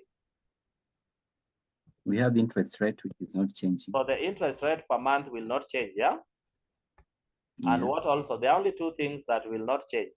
The interest rate and which one? The other one is even more obvious. Eh? Installment. The principal, No, I the mean- principal is changing. I mean, the duration. The installment.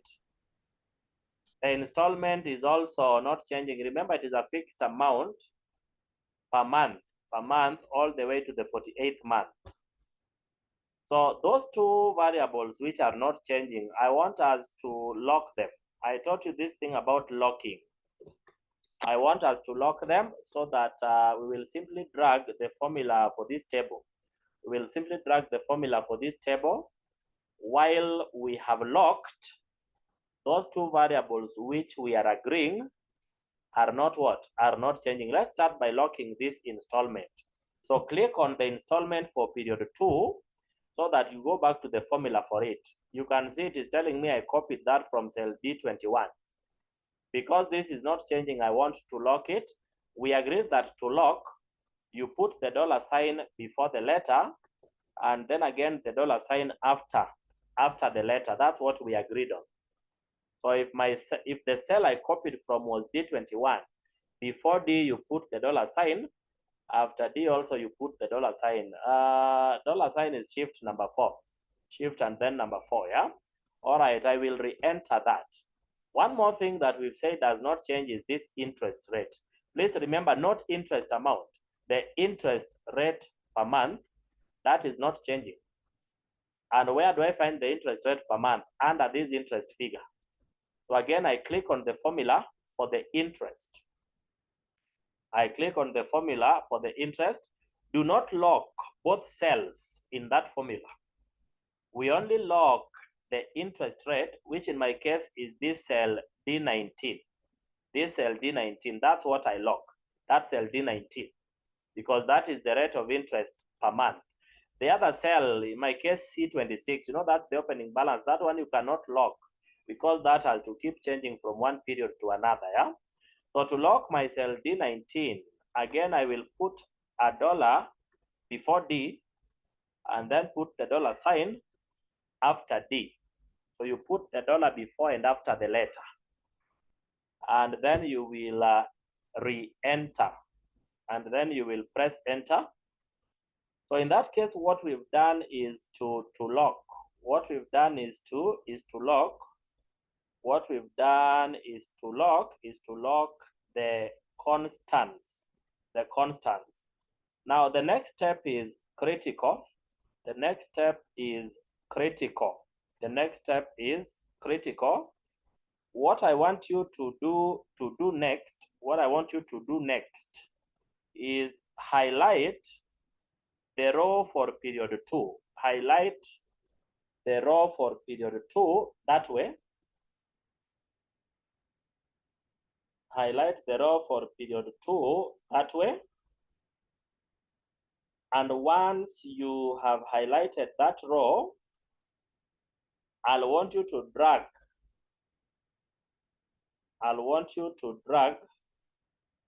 the formula. You will drag the formula.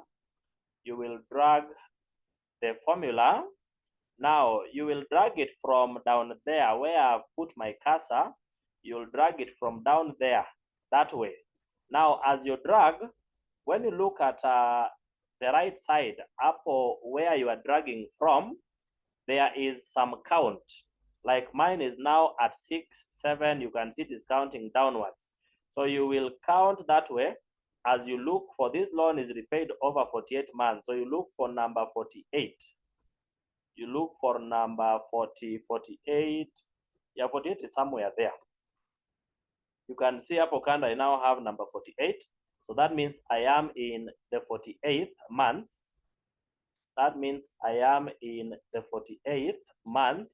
Then I'll release. I think I've gone to the 49. So the 48th month should be somewhere there. Of course, at the end of the 48th month, you should have a 0.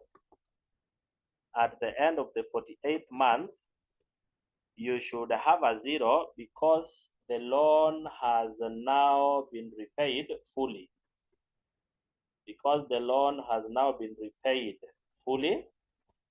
And that is how the loan amortization schedule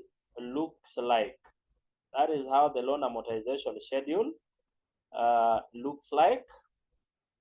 Is there any question? Brian Wamono, you have raised up your hand. Yes, Brian, what is your question? Okay, mine is more, it's not a question really, but it is just to add on what you said, that we can easily calculate interest and a principal by use of a formula in this case and still arrive at the same thing. Yes? I'm saying that we can still use the formula. For example, if we are calculating interest, IPMT, and when we are calculating principal, PPMT, to still arrive at the same answer. Oh yeah, all right. Yeah, that's okay. That's okay also. That's okay. Okay. Any other question or concern?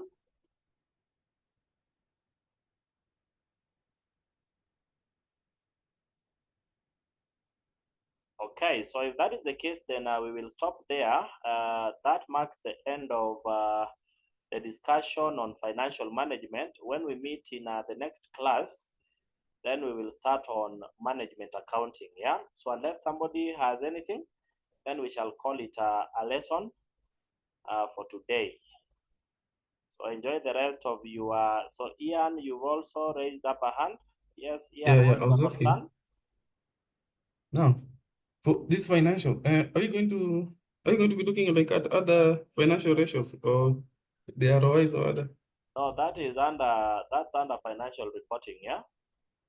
Okay. Financial reporting we shall look at much later. After management accounting, we shall proceed to financial reporting, yeah? Sawa. Okay. Yeah, the ratios will be discussed under what we call financial statements analysis, yeah? And normally there are two tools that you use to do financial statements analysis. One is the ratios, and then second one, we have something we call the common size financial statements, yeah? So there, we shall then discuss the ratios, Sawa. Okay? Is that okay, Okay. Ian? Yes. All right. Any other concern from anyone? Okay, mine is a question. So, because the installments in this question are being paid per monthly, we use the same formula when it's per year or when the Yes. period change. Yes. What the only thing Okay. that you need to ensure is that you Mhm. harmonize the periods and the interest. If the periods are in months, the interest should be per month. Okay. If Okay. the periods are in years, then the interest should be per year. Okay. Sawa. All right. Thank you very much, lady and gentlemen. See you guys next Sunday. So asanteni and have a good week.